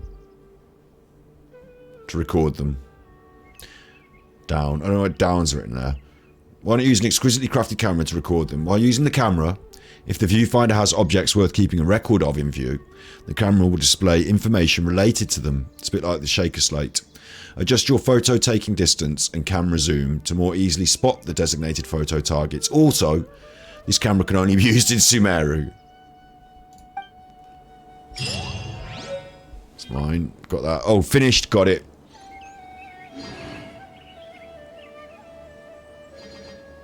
This is all a bit weird because I thought I might finish back at the port, you know, sort out their business for them. No, I'm out here by a tree hollow with my new camera. And all my primos in pocket. Happy days. So, a bit weird. Where's my new camera? There's my new camera. The exquisite camera. I've got a normal camera. I've got a special camera. Now I've got an exquisite camera. And now, actually good, yeah, when I see an animal, I don't have to kill it, I can photograph it. Actually good.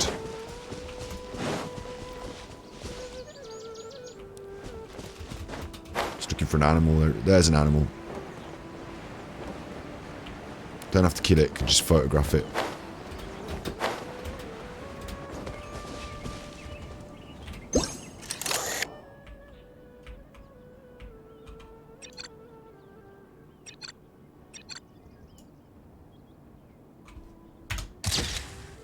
I don't want to save it. Shaggy Sumpter Beast.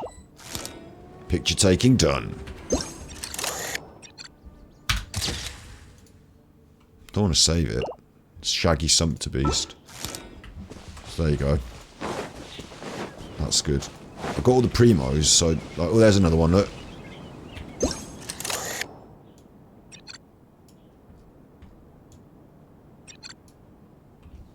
Rish Boland Tiger. Look at him.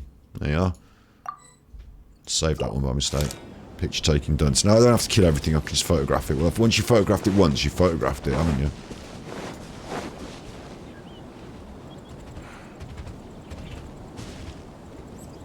Gulp. So that, I want to go, what about back over here with this? Look, now look. Our Canarnish Carving Showcase. And there's one of these that I haven't teleported waypointed. Right, I'm going to go and get my new teleporter waypoint.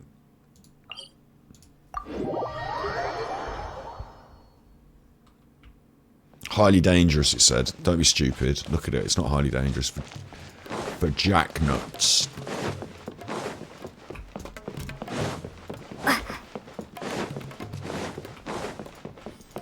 Highly dangerous.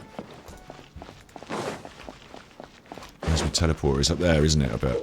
Oh, you can obtain whimsical drafts from snapshots challenges. Give whimsical drafts and resources to the craftsperson at Akara Crafts to obtain carving components. What the fuck are you going on about? The woodland stand can be used to mount multiple Aranana wood carvings simultaneously. Interact with the stand to place unlocked wood carving trunks, then mount other components on them. There's a limit to the number of carvings that can be displayed, though this number will increase as the event progresses. It's an event. The types of carving components include trunks, heads, hats, shawls and eyes. You must set a trunk first before you can get a head. The head must in turn be set before you can place hat, shawls and eyes. Complete several wood carvings to obtain corresponding rewards. Oh, there's primos. And then you can get one for your teapot.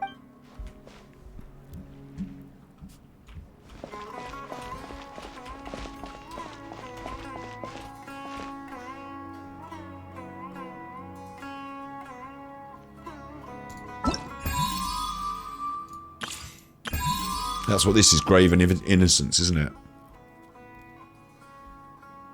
Okay, I get it now, I get it. The reason I was able to go straight into that instead of doing the prerequisite quest.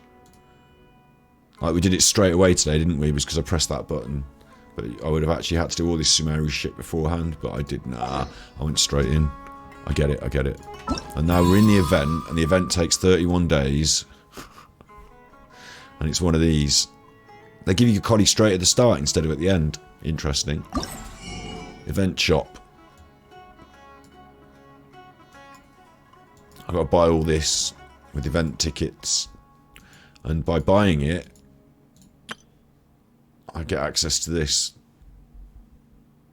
The primos. And a few fragments. A few crappy fragments. I'll buy everything. I'll get everything.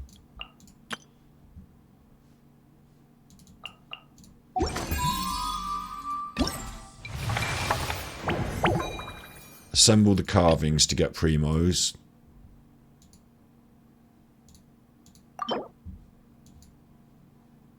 Right. What the fuck is going on? Roaming the jungle. What's this?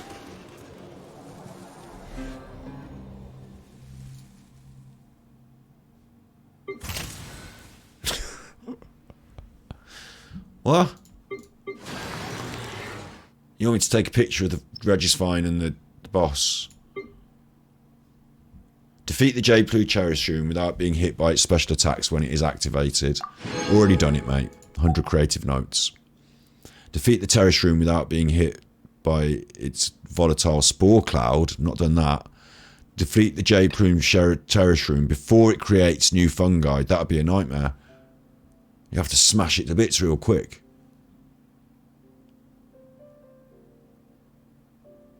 I think there's 40 primos I'm going to have trouble getting there. Bit of a fucker. This, go to challenge. It's not going to take me there, is it? No, good, because I can't magic my way there. I have not found that yet. Thank you. What going on? Roaming the jungle. What's this then? Score 1,000 points in the challenge over the broken bridge. Down the lone path. Landing magpie. I don't know what this is. Don't know what they are. Swords. Complete the wonderful fungi of Teviat, part 1.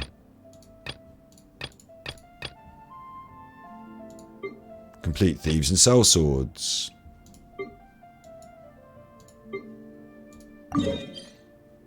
Oh look, there's a challenge there in the wild, look. And there's a camera thing there, look. Rainforest creature shroom boar. Oh, it's all over the map now, look. Little sprinties, little challenges, all over the map. So there's shitloads of stuff to do. All confusing the buggery out of me. 157 of 60. I need to spend some resin in a second. Got 100 of them though. 100 creative notes just for whatever I've already done. What's this? Take 2 pictures of different animals. Well, they're not my pictures, actually. I didn't take that picture. Mine looked a bit different, but I'll gladly accept the rewards, thank you. Take 3 pictures of Trilacashian creatures. Normal and activated and scorched. Oh my god. Take photos of everything.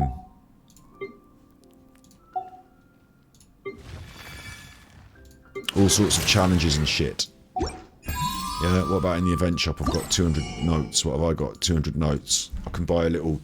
First you've got to buy a torso, yeah? Haven't you?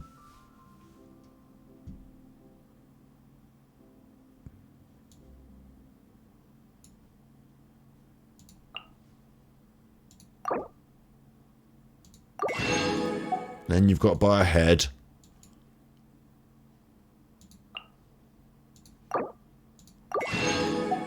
I've only got 40 notes left. Some eyes. I mean, I might just buy all of them one by one, eh? So, it doesn't matter which eyes you get. Like, you're going to buy them all, and then you're going to have to work your way through all of them. Aren't you? So, there we go. I've done that. Assemble 1 complete carving. I haven't got a hat or a... I can't. I haven't got the stuff. Look, this is what I've got. Just that.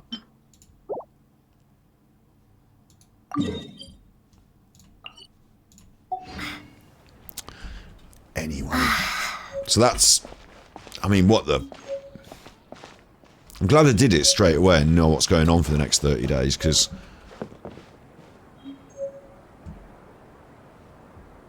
What the fuck? Frankly, what the fuck? I've got to make a toy shop. Out in the port, keep these chuffers happy. Is there a chest under here? Cheeky chest. No? Oh, no cheeky chest. Where's my cheeky chest? Cheeky chuffer. No? No cheeky chest? Cheeky chuffer.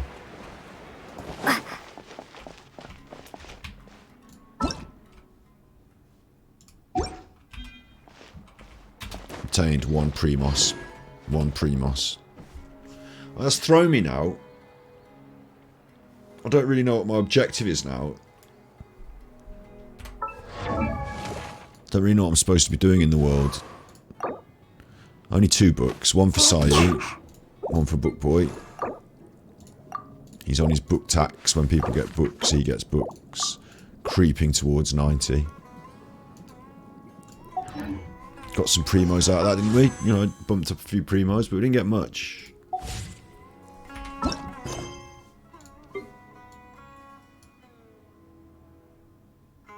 Might go and deal with Rana's stuff then.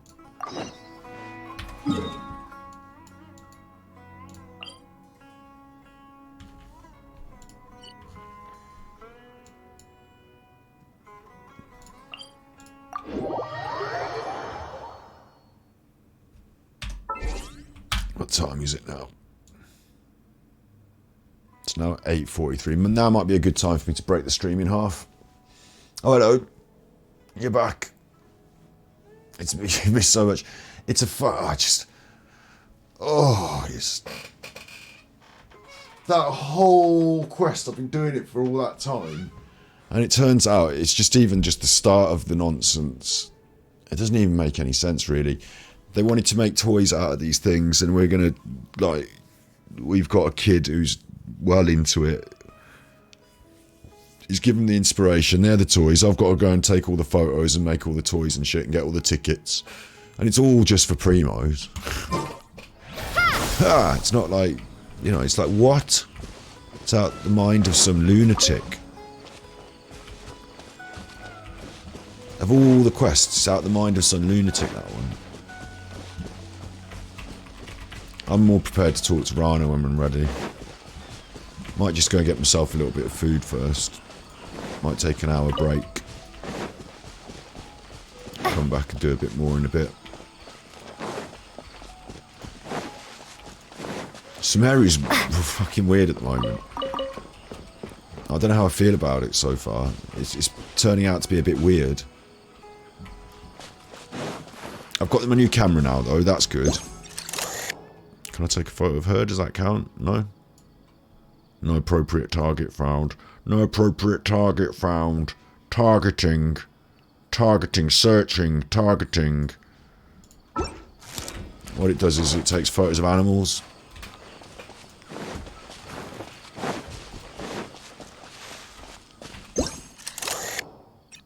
There you go.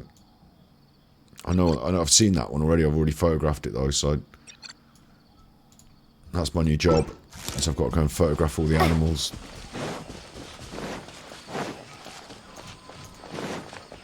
It throw me a bit, that has. Like, what? You want me to go and photograph all the animals? Yeah, that's kind of, like, good, in a way. It's kind of cool in a way. It's, like, much more better than killing them all, but... Like, I'm off on a sort of wildlife trip for the next couple of weeks now. Aren't I? Going finding all the animals. What else have we got to do? We've got, because it's confusing, because you've got to make these little dolls out of the carvings, and to get the dolls, you've got to do the things. And the things are little challenges. I've got a photo. There's challenges associated with the bosses. There's like extra challenges there. There's some sort of speed trials out in the world, over the broken bridge or whatever. Out in the world, these are. A load of them. And there's combat trials out in the world, I think. The wonderful fungi of Teviat, I think this is a combat set of trials. Thieves and sellswords. I don't know. There's like loads of stuff out in the world. It's quite clever, quite good. And the thing is though, the purpose, and the taking the photographs of all the shit, the purpose is that I get tickets, and I use the tickets to buy wooden dolls, and then I pose the wooden dolls in different scenes, and then that gives me more tickets to get primos. It's that bit at the end that's thrown me. Like, what? So there we've done test run thus far. Tignari's story quest I can do, but I'm not, you know, I've got more stuff to do first. We've been in the forest. We've had a look at that the other day. I do need to find the electro thing. I need to have another good look for the electro thing. But yeah, I think now's a good time for me to get some food and come back in about an hour. That's my plan. Taking the animals' pictures is nice to choose them. It is, but it's only a one-off. Once you took the pictures, then that's it done. And the camera is only usable in Sumeru. So once you've taken that photo of all those animals, that's useless then. Like, it's only useful for doing the catalogue, and once the catalogue's done, it's done. I'm surprised they gave me an entire, you know, Sumeru-based implement. And it was... Oh, there we go, there we go. There's another one. Didn't need to save that really, but... Picture taking done. And once it is done, it will be done. You're not going to be using it again. It's a bit strange. I mean, it kind of makes sense, doesn't it? In that you're going to be like on safari and you're going to want to take pictures, aren't you? Like, it makes sense. But why didn't you just use your normal camera? I suppose you've got to have this special scanning thing on the camera and we had to make a new camera for it. Just is what it is, isn't it? And then I've got to exchange that for tickets for dolls. And then once I've... Because that's normal. Making dioramas with dolls. Did that with my Lego when I was a kid, I told you the other day. Used to make dioramas with Lego, like... Like, you know... What? Aren't I supposed to go hip hop up? There we go.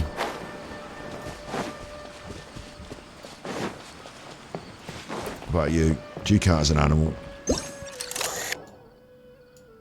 No appropriate target found. You're not an animal. You're no animal. Ah! Fell off.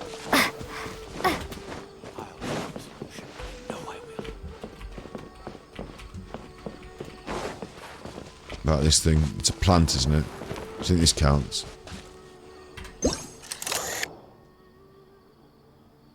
No.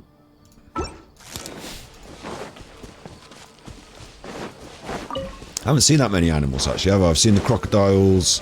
I've seen, hello, hello, hello, hello, hello. No, not you, the doggy. No, that's a doggy, it's an animal, hang on. No appropriate target found. Still getting a photo of it though, look.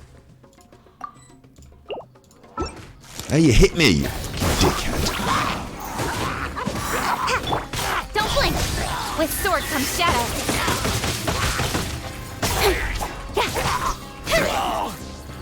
Bad hilly chill. Now look what happened. Where's your mask? You didn't even give me your mask. Rude, if anything. Why did that hurt me? It did though, it hurt me. Opening that hurt me. Good system. Yeah, I need to go and get my dinner. But instead, I'm picking sunsettias on a never-ending quest to grind bits of wood in sunsettia. I wonder what kind of wood we get. That was just chur wood. Chur wood. Are we getting special wood from this new area? Adigama wood. Gets even more complicated to read. Fucking pine wood over in the west here. Pine wood. Oak wood. Adigama wood. What? Pine wood. Oak wood. Scatter! Birch. That was rubbish. Just 2 little electroflies for that. If anything, that was a rip-off. Travelling Doctor's medicine pot. That's mine now. Travelling Doctor can find a new medicine pot. That's mine. Oh, what's at the top there?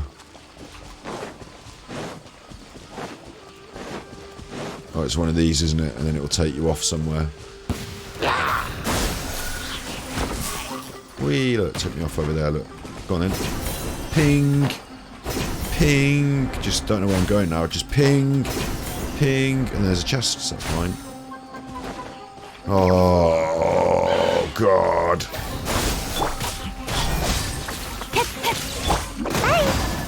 I'll kill these, get the chest, then I'm doing my dinner.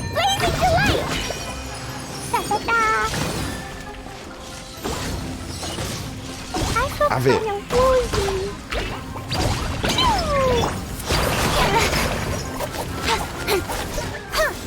Have it, you chuffer.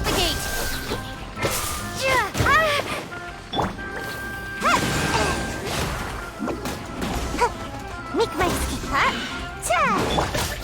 Don't blink. Well, don't fall off, idiot. It's the worst thing it can do, isn't it? Because now it's going to appear back fully healthed. Incoming. Cut to the chase. Well, I'm not going down there to fight them, am I? It's just fucking stupid. Oh, there it is, full of health again. Yeah, I'm just going to leave this one and go and get my dinner because it's annoying me. So maybe I'm hungry, but like, if they won't fight you know, if they get infinite recharge on the health, infinite recharge, infinite, if they can infinitely heal themselves up by just falling off, then it's stupid, isn't it? So I'm not interested in your stupidity.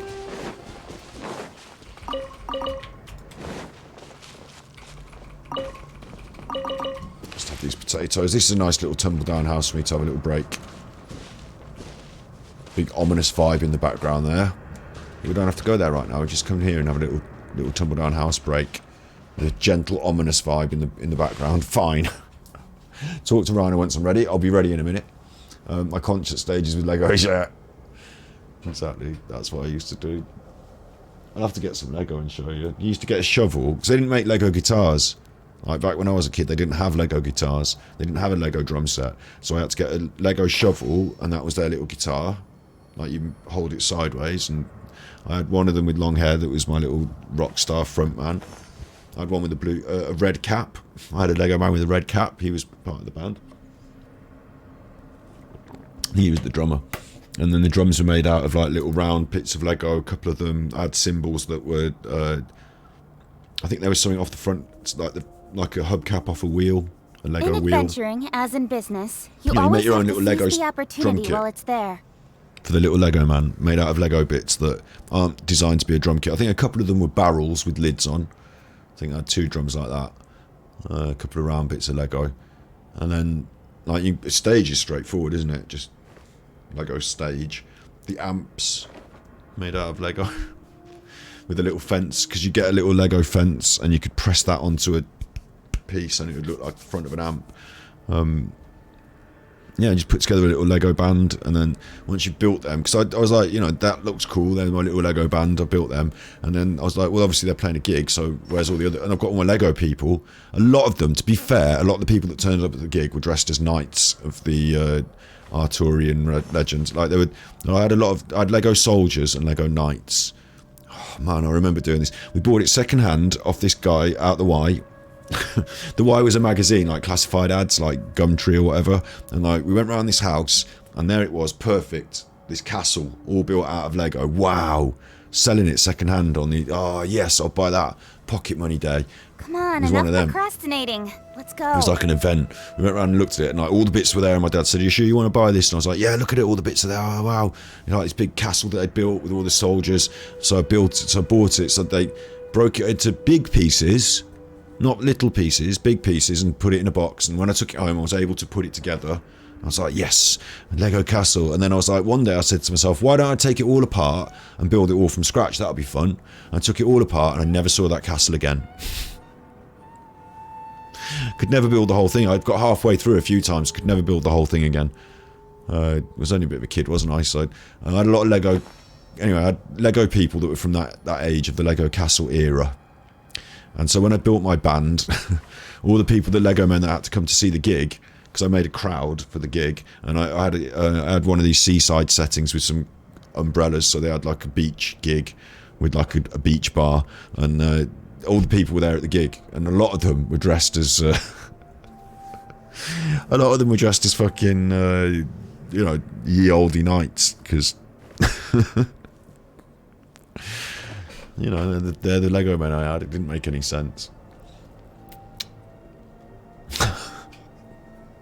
Cool story, bro. Right, I'm gonna go and get some food for a bit, and then I'll be back in an hour. That's the plan, roughly. You never know. You be good, my little puckos. Remember, if you can't be good, you're naughty.